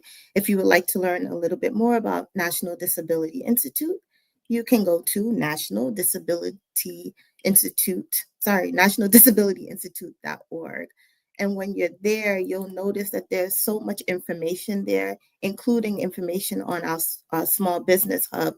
But you'll realize that we have 6 core areas of focus that we work on, which is research, policy, demonstrations and pilots, financial inclusion, technical assistance, and the part that brings me here to you all today is our employment umbrella, which is our small business hub.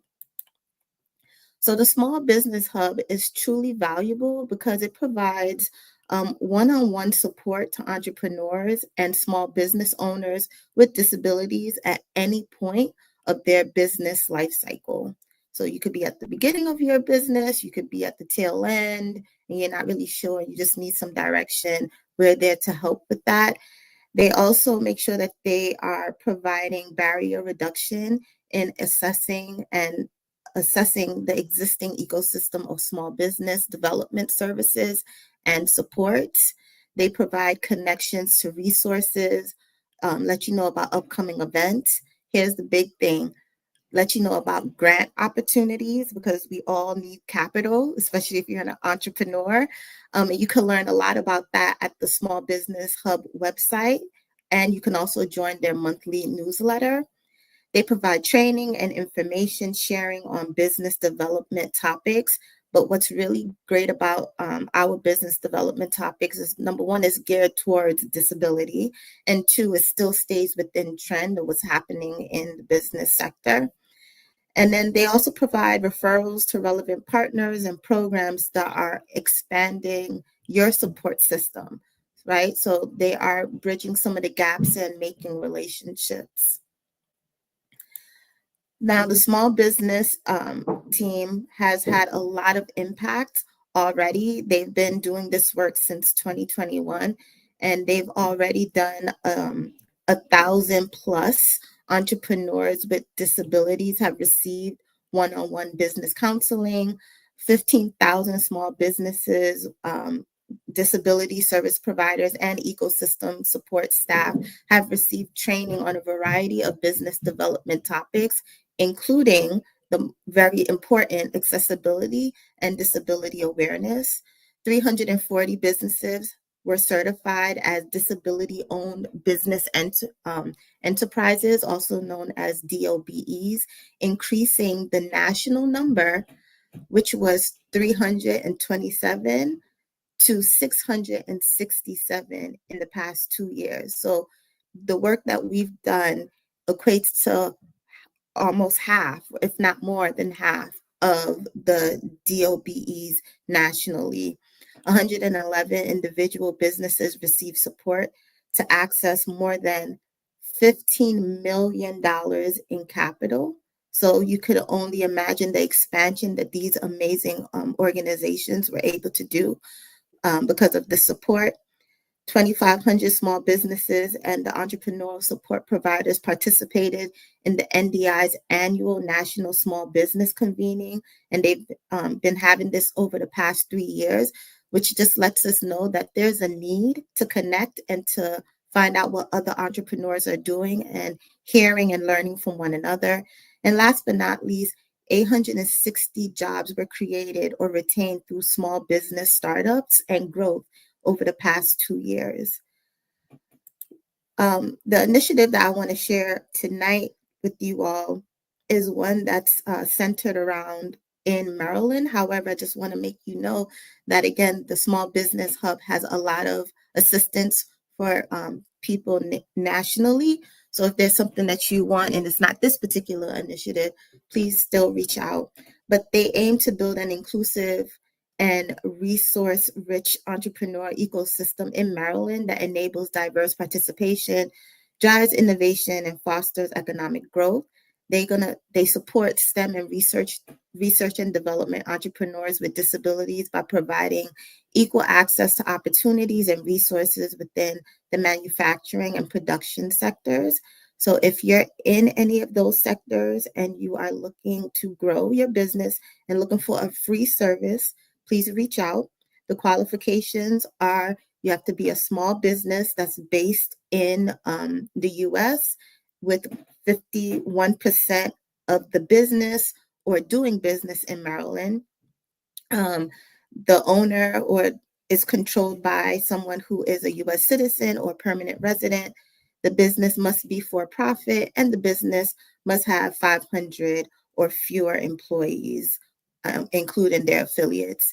So if you know someone or you yourself are interested in learning more about that particular opportunity, please feel free to reach out to info at disabilitysmallbusiness.org. And if you would like to just see all of the amazing resources that the Small Business Hub has at National Disability Institute, you can go to disabilitysmallbusiness.org to find out more. That's all I have. Thank you so much. And I hope I didn't go over my time, which I think I did. Yes, thank you, thank you. Yeah, this is a wealth of information, so definitely appreciate it, and I will, put it in our lives. So that last but not least, I would like to bring to the forefront Shameka Andrews. Actually met Shameka when I was Miss Wheelchair Michigan 2006. So Shameka and I go way, way back. And so she's going to talk about Miss Wheelchair America and also it's across the different 50 states. So she's the coordinator of New York. So she'll talk a little bit about that. And I also want to add that Shameka was one of the first divas when we started. Oh, wow. We launched in 2012. So she's an original diva. Original diva. Yes, Shameka. Thank you, Donna and Tameka, for that introduction. Yeah, I was just sitting here thinking, Tameka, that we were in the 2006 class almost 20 years ago. That was, which is amazing. But I'm glad to be here. I am Shameka Andrews. I'm a disability advocate and consultant. I am one of the board members of Miss Wheelchair America. Miss Wheelchair America is an organization that was founded in 1972 by Dr. Philip K. Wood.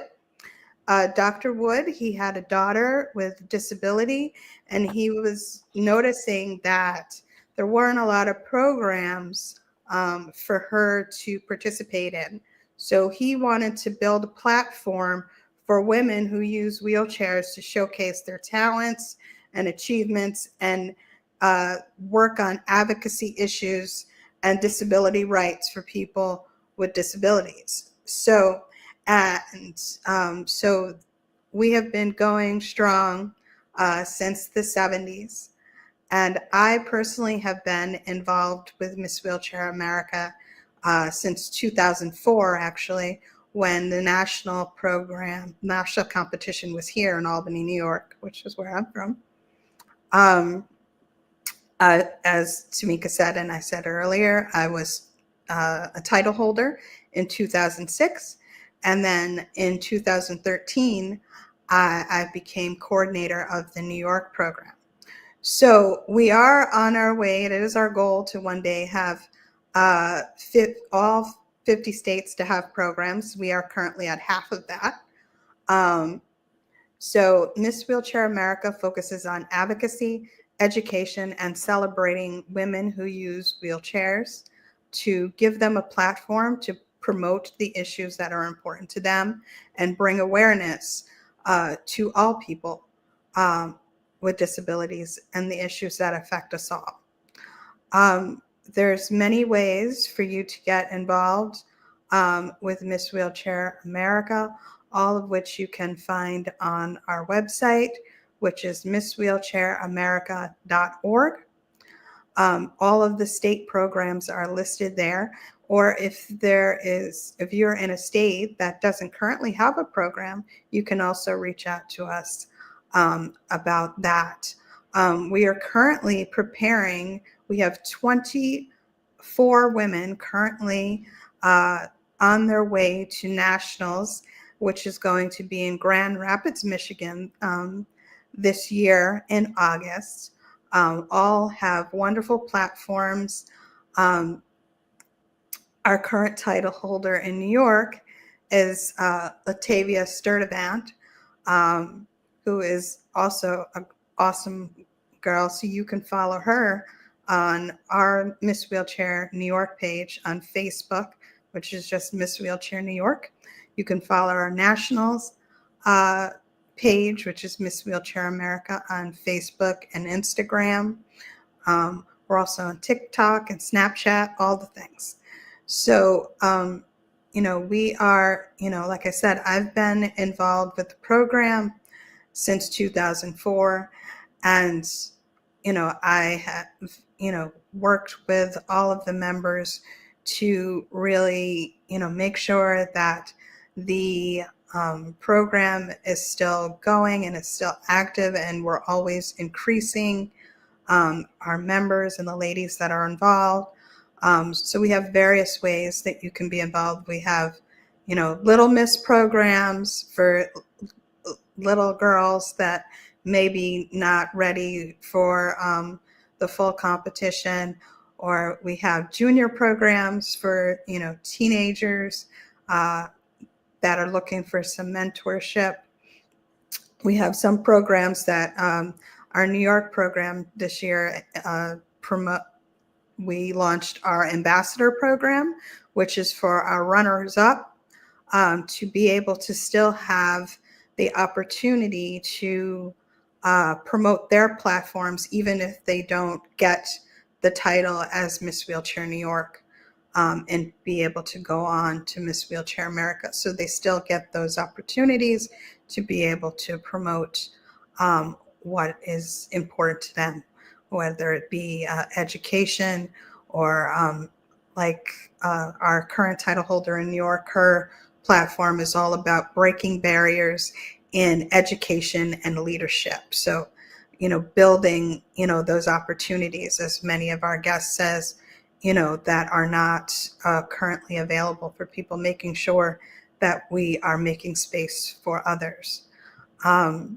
So I think that is all I have to say. And like I said, there's many ways for you to get involved. If you're a former Miss Wheelchair of whatever state, and you haven't been in touch with us for a while, feel free to reach out, get back connected. We're always trying to, re-energize programs and get people back involved that want to get involved again.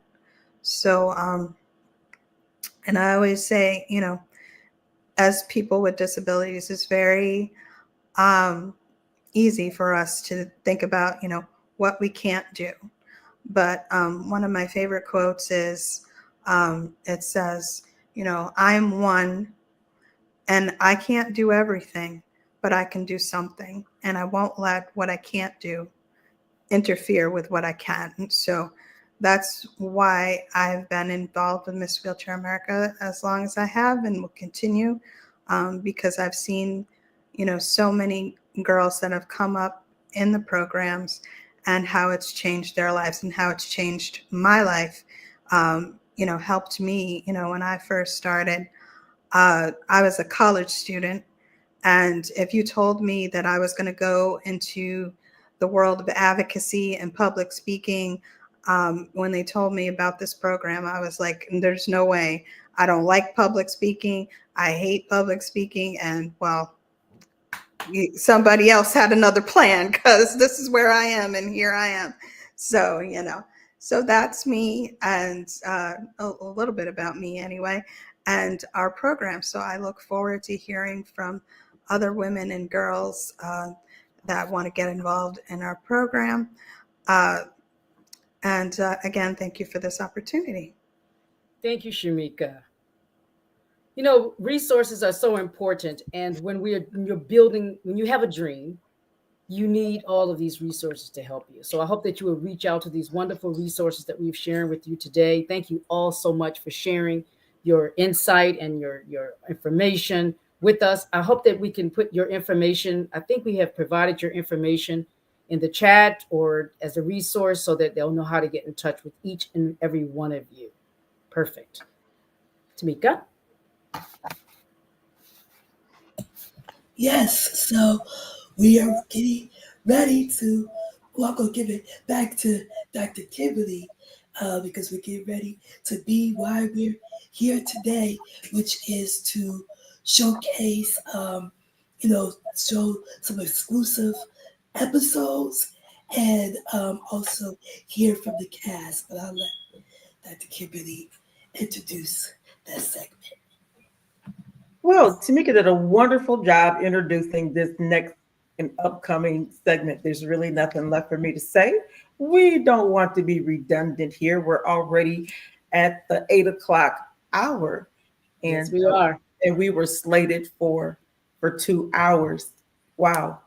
Who would have thought that it would have been this thought-provoking? It would have so much information. I am right now on information overload. But to know that I am not alone and that I can just kind of go click, click, click, click, click with my one good finger and reach out to all of these resources. And the best part of everyone is that they are free. I think that's one of the biggest barriers that persons with disabilities have, is that when they get ready to start a business, is they don't always have, the cash up front for the assistance that they may need. And it's nice to know that you can even be paired with a mentor based off of what you want to do. I cannot wait to pass this information along. Now for the moment that we all have. Yes, the moment has arrived.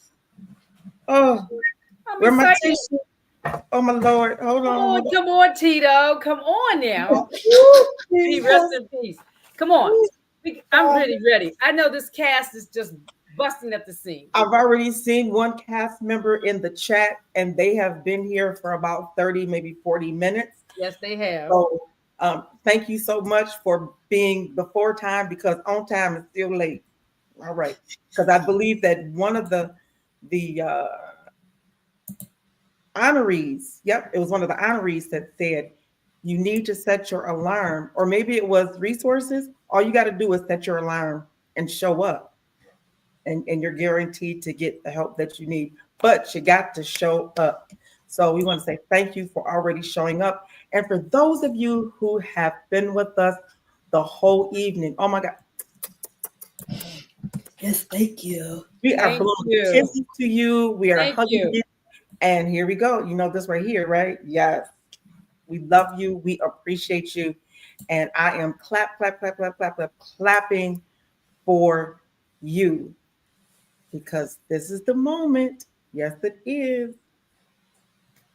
That we all have been waiting for these women. I'm trying to decide who do I want to hang out with first. I don't know, maybe them crab legs. She said every day, 7 days a week, and twice on Sunday. You know, maybe we might want to get some crab legs first. I don't know. What y'all think? Am I gonna get some crab legs? Y'all not allergic to food, are you? No, I like seafood, so crab, shrimp, yes. Did you say scrimps? Lord, she says scrimps. All right now. We still got a little hometown in us, you know. But are y'all ready? Come on, put y'all little hands together. Let's go. Bring them to the stage. And bring them on out so I can look.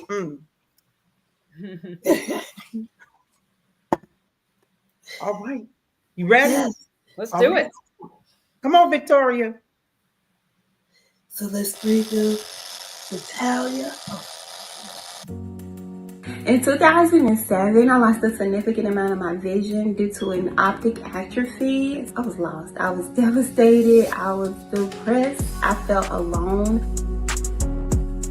Truth, I cried every day. Every day, my heart felt like it was just breaking into pieces.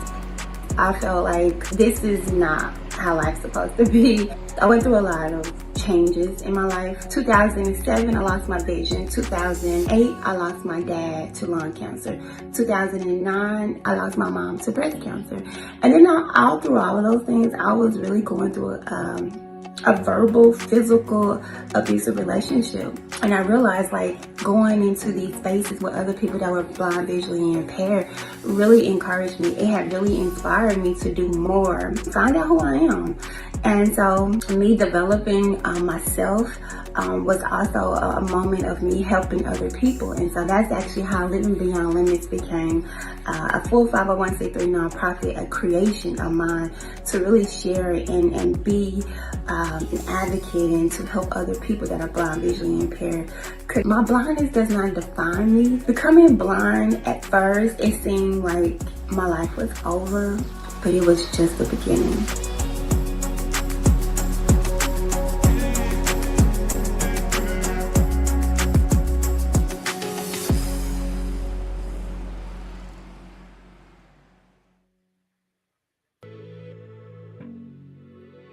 Hi everyone, I'm here with my daughter Ariana, who my books are inspired by. Ariana's Magic Boots. Do you remember anything?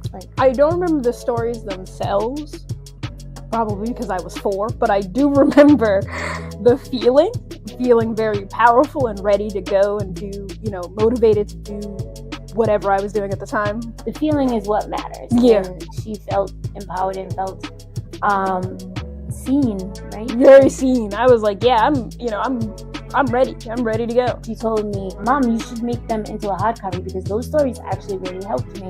That is probably why she feels the way she feels about the fact that I made them into a book, because it was her idea. It was my idea. What do you think is the impact of the book to kids with disabilities? How do you think they might interpret seeing themselves in a book that you and me didn't have? It's always nice to see yourself in things. If you have no one to reference, it can be isolating for a lot of people. Even with newer, movies and games and shows, even seeing yourself in one of those is always nice. So having a book that you can hold and see, like, wow, that's me doing that. Yeah. Can really empower you to be like, oh, I can do that. Thanks for sitting in with us, and we'll see you all soon. Bye. Bye.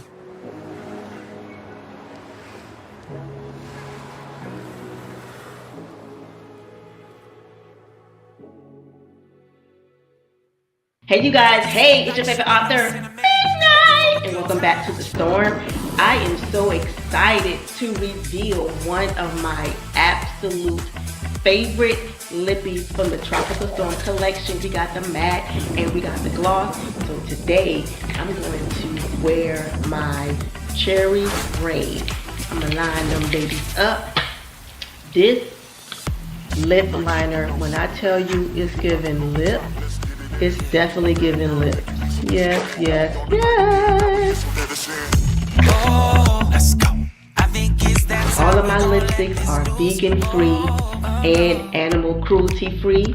It's pre-packaged, have the ingredients on the back. Boom.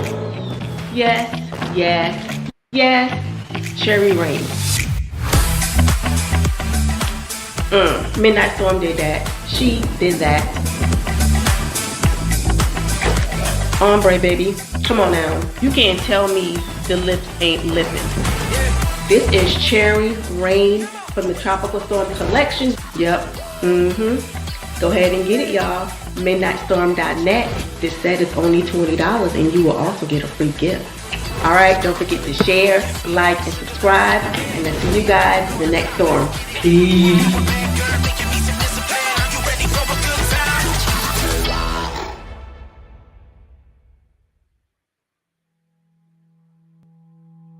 Hello, my name is Zazel O'Garra, Zazel O'Garra. I'm the artistic director of ZCO Dance Project. During COVID, I started teaching Zoom classes, teaching self-care, meditative, adaptive movement classes. Primarily, I started it because some of the women in the class, those that were disabled and able-bodied individuals, we wanted to center our minds since, after dealing with COVID and everything was so chaotic and hectic in the country and the world, we wanted to make sure we were doing self-care and just really getting in touch with your mind, your body, your soul. Meditation really helps you handle everything because it calms your spirit. You're able to embrace yourself and really handle any challenge that you are going through in your life.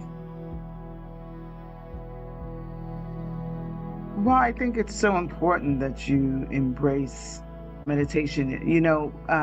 Back in the day, my father was way ahead of his time, and he used to talk about meditation and astrology and tarot readings and parapsychology. And my name, Zazel, was the form of the constellations of stars in the sky that form those letters.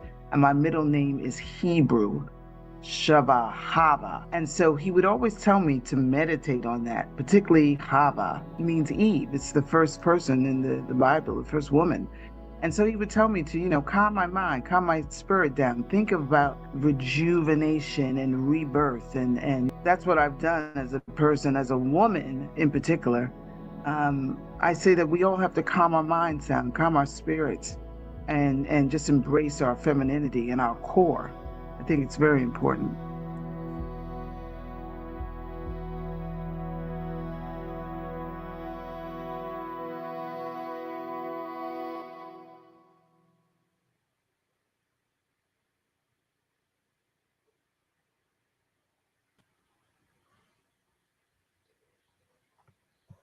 Okay. Yes, yes, yes. So where is my wonderful, somebody is missing. Oh, there she is. Natalia. There she is. I was like, somebody's missing. Oh, so what do you think?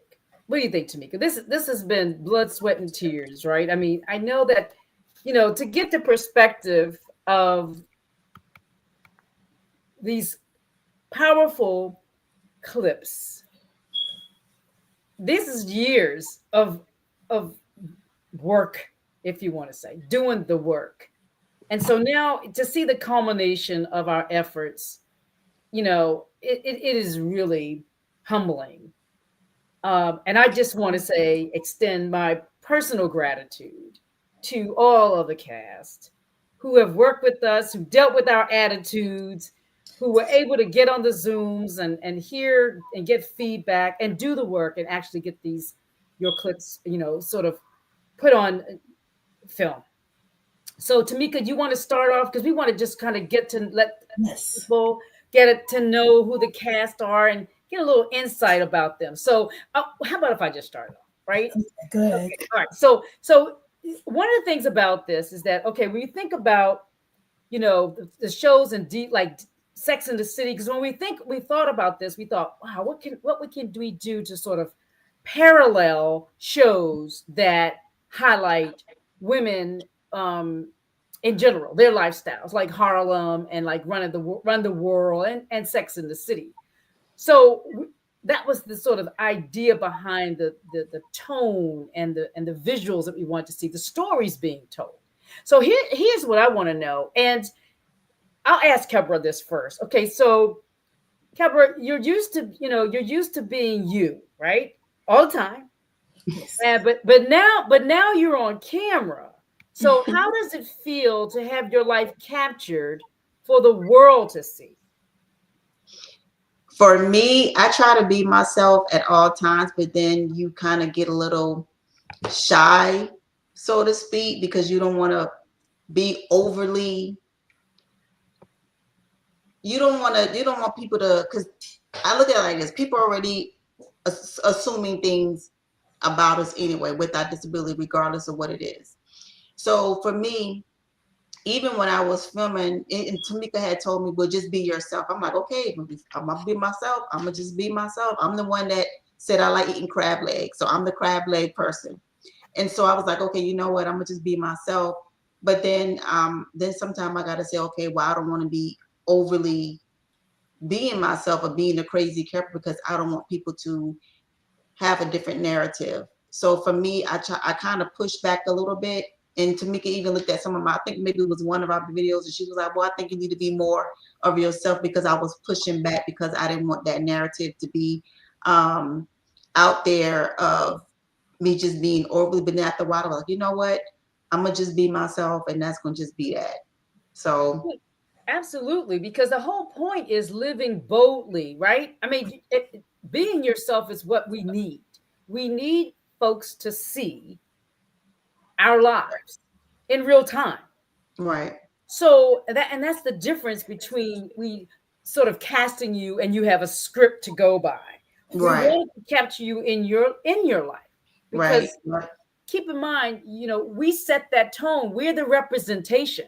So if you're doing anything other than, right, then the world is really not seeing the authentic selves. And we use that word a lot. We know authentic. Right. What's your authentic self? So the authentic self is you showing up every day, like you said. You want to give the perception of who you are. You don't want to make it up. Or so be fake. Yeah. Absolutely not being fake. Absolutely not. Mm-hmm. Absolutely not. Just not having a script into what you did. I'm sure that took a lot, right? Because you're used to living your life every day, but now you got this camera. And you don't want to perform for the camera. You just want to be, you just want to live out. And for me, it was kind of easier. It was kind of easy talking about my lipstick, because I do that anyway. Like my thing is midnight. So even when I went to my homecoming, I went to a HBCU, and when people see me, they'll say midnight, because that's what they know me for. So that was fun filming. But I think because I knew I was filming it for something in particular, it kind of made it harder, because I think I was trying too hard. And after a while, I was like, you know what? I'm going to just be me, and that's just going to just be that. Take it or leave it. Okay. All right. Tameka, you have a question? Yes. So, my question is to Karen, and I love one of the videos that people will see. It's really cute, and I love it. It shows your personality and the personality of your husband. So I love the way Butch edit and put that together. So Keri, what's been the funniest or the wildest or the most unexpected moment while recording your videos?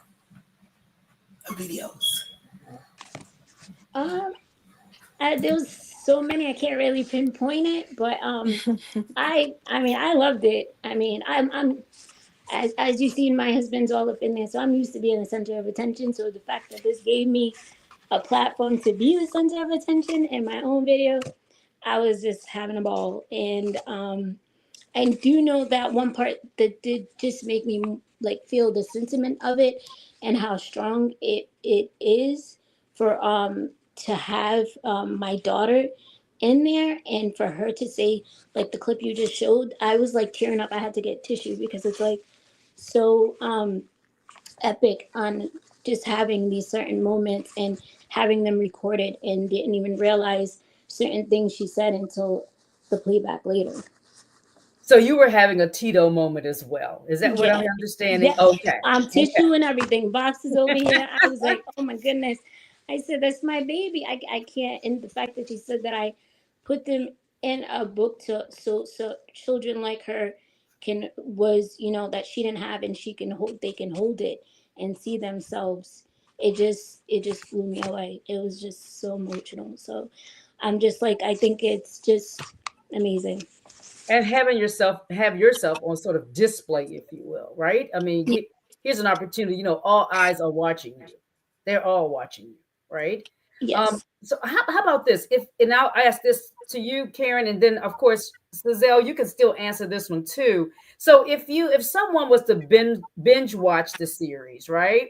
You know, what do you think they would stick out, or what would you hope would stick out with them? And Karen, you can answer that, and Zazel, you can answer that as well. So if someone was to just binge watch this, what do you think? What would you want for them to stick out? I would want them to see like wholehearted I am and how family oriented I am, but also that I get up every day just like everybody else and put one foot in front of the other, or if I need a wheelchair or not, or my walker, or if you know, like anything, any accessibility I need, I can still get it done. And it's just like I'm just like everybody else, and I just want them to see, oh, that girl, you know, Karen, she don't play no games.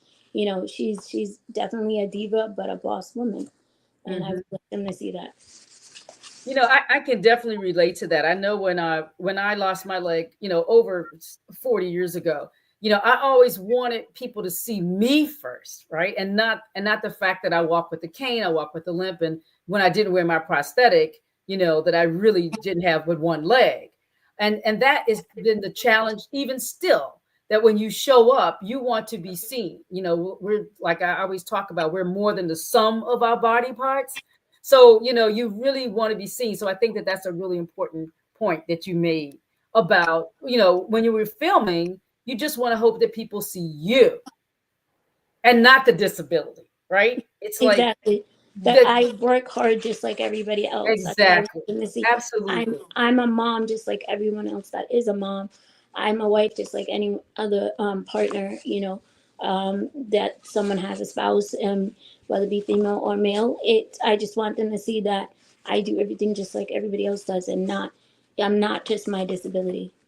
Absolutely. Hey, Zazel, what you think? Yes. Oh my Zazel, Java. So what do you think? Zazel O'Garra. Yes, yes, yes. Well, first of all, I'm just overly emotional right now. I'm just teary-eyed.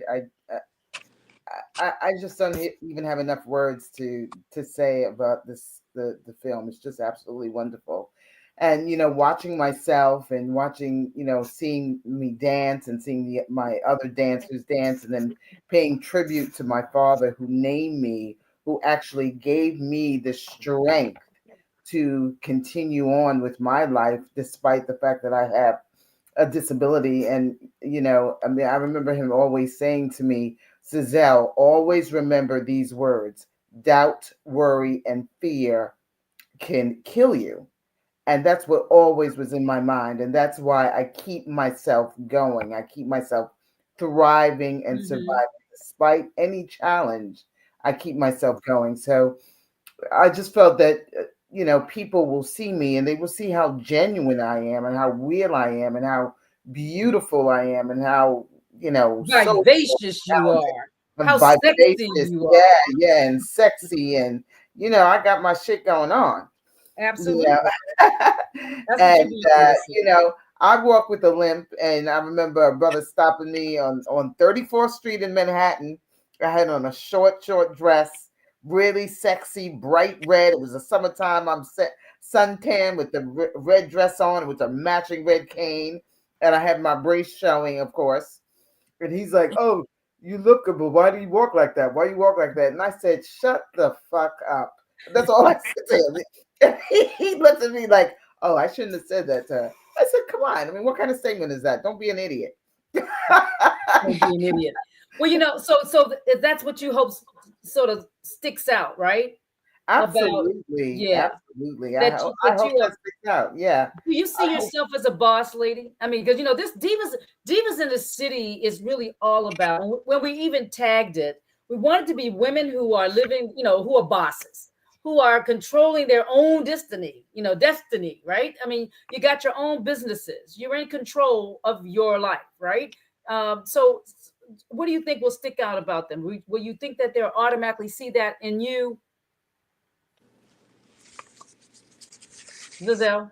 Absolutely, Okay. absolutely. I mean, I'm talking and then showing the dances. I'm showing, I'm telling my story, and I think they will see the fact that I am a powerful woman, and I don't play any games. I'm just shooting from the hip. I'm going for it, and I'm doing my thing. And despite any challenge, I am determined to make it. Gotcha. Okay, Tameka. Yes, yes, and I love like what you said, Zazel. Men and things like that, and people say things and like okay. I mean, people say just the stupidest thing sometimes.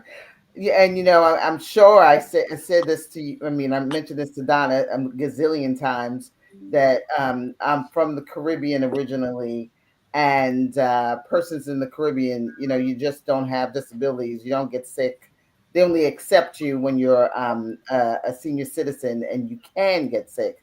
So when they saw me with a disability as a young person, they just didn't know how to accept it. Me walking with a limp and walking with a cane and brace and, having a brain tumor. They just never heard of that. So my family, although they love me to death, they don't know how to accept me because of the fact that I have a disability. I might look gorgeous. I'm walking with pride and with, you know, showing myself as a beautiful Black woman, but they still don't know how to accept me. They're like, Zazel, you're working. Zazel, why you walk like that? Why you look like that? Oh, Jesus Christ, you got to still walk like that? You can't work? That's all they say.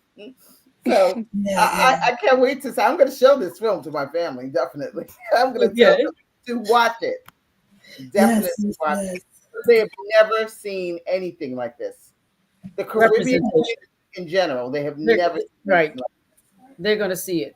Yes, absolutely. I'm going to promote it big time. Thank you. Yes. So my question to Mel is being part of this project, is definitely a statement in itself. We learned a little bit more about your journey and how you became visually impaired and how you are, right now empowering and building community for people who are visually impaired in Texas. So, with being part of this project, how has it changed the way, or has it changed the way you see, you perceive yourself or others, or how others may perceive you? It actually has increased my thoughts with advocacy. Divas in the City just really brought more of the empowerment, continuously pushing forward and just really going out into the community and showing people that you can do other things. Being a part of the series is one of the things of being on, either social media, television, just in front of a camera. Really just kind of, give me the opportunity to be, vulnerable, but also have that tenacity. Starting Living Beyond Limits was something just like a dream, but really just showing up and being authentic in ways, because people don't understand sometimes, especially with vision loss, because being in front of a camera could be a little bit difficult for us. I don't really see everything in front of me, so I'm having to focus or do this, and some of us don't have that opportunity. with vision loss is different. Being blind is a spectrum. You have some vision, you have, it just really depends on that person's. And so I just want people to know that everyone's different, and your difference doesn't make you not able or capable of doing something. So just go out and try it. And that's where we are. Very powerful, always. One of our cast has disappeared on us. I'm hoping that she's gonna join us. But in the meantime, I have something. Okay, here we go. Because I know we're running, but this time is. But here's something. Since we are running short on time, and so this is going to close us out. I want each of you to think about if you could describe your journey in this series with one song. What would that song be and why? One song that would describe your journey. What would it be? I'll go first. Okay, Zazel. So, that was Kebra. I'm sorry. Kebra. Yeah, this is Kebra. So I will go first. I would say a song that would describe this would be "Divas" by Beyonce, because I think we all divas, and I'm a hustler. I got 2 businesses, and I'm always trying to make money. So even when I post my content, I'm always playing divas. I mean, because that's what I would just say about me. Okay. I love that song, and I think I'm a hustler, and I think we all divas in our own right. Absolutely. Okay, yeah. I like that. So divas. Okay, and that's our theme song, isn't it? For our it is. Okay. All right, Karen. So that's definitely the song I would go with. But I mean, what I was feeling when I was, taping it was Tupac's "All Eyes on Me." So. All right. I love it. I was just like, that's what I was doing. I like that. Yes. I like that. Okay, Mel. I'm still thinking. I can't think of a song right now. Okay, we'll come back to you. I know Zazel has a song. Well, I am going to say one song. It's from my island. And every time I move, I'm sexy, I'm moving across the floor, I always hear this tune. And it's going to ole, ole, ole, ole, ole, ole, ole, ole, feeling hot, hot, hot. People moving, feeling hot, hot, hot. Ooh, yes. That's feeling hot, hot, hot. Yeah, that's what I am. I like that. You hot, are. Hot. Yes. You are. You are. Okay. I mean, when Zazel walks, guys, metaphorically, there's steam coming from her. Okay. There's steam. Okay. There's definitely steam. Mel? I probably would go with India Ari song. I'm Not the Average Girl from your video. Okay. There you go. I like that. I like that. Okay. Thank you for doing that. I just wanted to see where your spirit lies, right? So, Tameka, we have one last question. We want to take us home. You want to ask that question? Yes. So we kind of already spoke about that, but so the last question, twofold: what doors do you hope this series opens for you, and what's next in your story? Just real quick. Yeah, real quick. Yes, Karen? I'm sorry, I just kind of went blank. That's okay. What doors do you hope this series opens for you, and what's next in your story?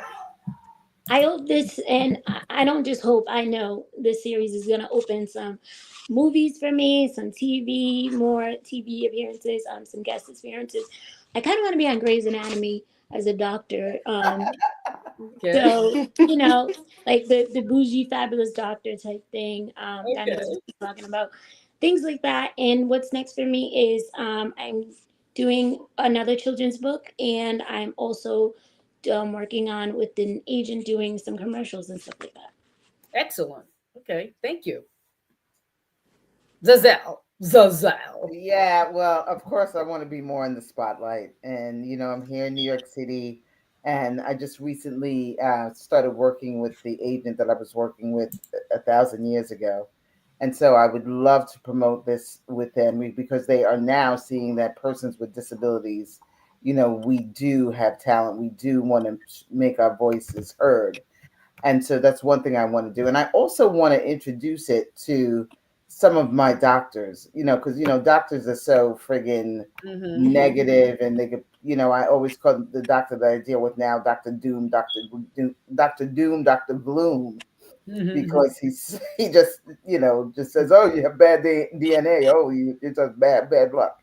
And I would love him to see this, you know, just to change the way he thinks. And, you know, some of my other, I just wanted to change the way he thinks. So one of the other things I want to do is I want to write a book. And I was telling my sister about this also. I want to write a book about my journey of everything that I've been through in my life, you know, before and after I became disabled. And, you know, as I get older and deal with more with more health challenges, I want to say in the book how I keep a smile on my face and how I always remain positive. Excellent. Thank you. Yeah.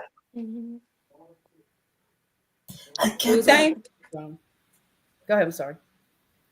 For me, I have 2 or 3 things. So the first is I want to have my lipstick line, Tropical Storm collection in the store. This is actually one of my new lipsticks that we just came out last week called Rosy Rainstorm. So I want to have it like in Ulta, Sephora, Costco's, and things and on the military bases, the things of that nature. As some of you know, I have my own publishing company, and so one of my main goals is one of my platforms is I always publish individuals with disabilities to help get our stories out there. And the next thing is I want to, one of my books, Love, Lies, and Music, I want that to be on the to be a mini series in which we plan on working on this year or next year. So those are my 3 things that I hope that this series will help with. Absolutely. I love it. I look forward to that. I see that. I see that in the lights. I do. Well, you know, I guess we've taken up so much time, but we could not leave without having you share your piece and so that the audience can see you.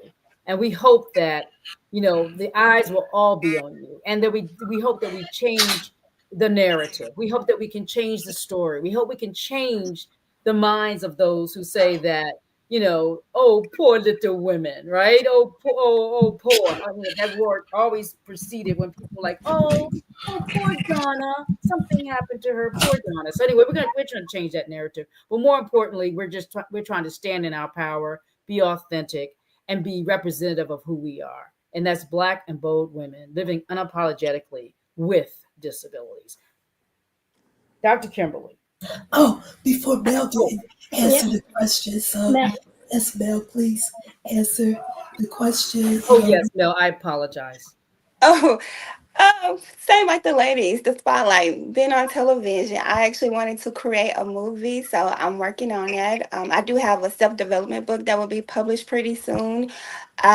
We'll actually be doing more shows for the play Seeing Me For Me. So we have a lot of things, and I want people to see blindness in a different way, that it is a spectrum, and you can still be beautiful and a diva as an individual. There you go. You can still be beautiful and a diva. And you are beautiful and a diva. Yes. So before Dr. Kimberly, if you want to watch the series again, it's going to start on May 5th on Divas in the City TV. So on YouTube at 6 p.m. Yes. Thank you. I have a question. Would the link be emailed to some? I want to send it out to my sorors for them to share it within my region. Yeah, we can share that. Yes. So if you post one of the ways that you can absolutely make sure they get access is post that link on your pages. Okay. In fact, all the casts are we ask that you help promote the series as well. Right. So please, make sure it's posted on your pages, your social media pages. And talk it up. Yes. This was really nice. I really enjoyed the whole program, and a lot of resources was definitely given, and I think could benefit a lot of us, especially when it comes to grant, because a lot of us are entrepreneurs and women-based businesses. So I'm definitely going to take advantage of some of them because I be needing money. Yes, absolutely. And if it's out there, we be needing money, right? If it's out there, you know, why take advantage of it? Take advantage of what's out there, you know? Absolutely. Yes, yes, yes. So thank you everyone for joining, and I'll have Dr. Kebra close us out. Take us home.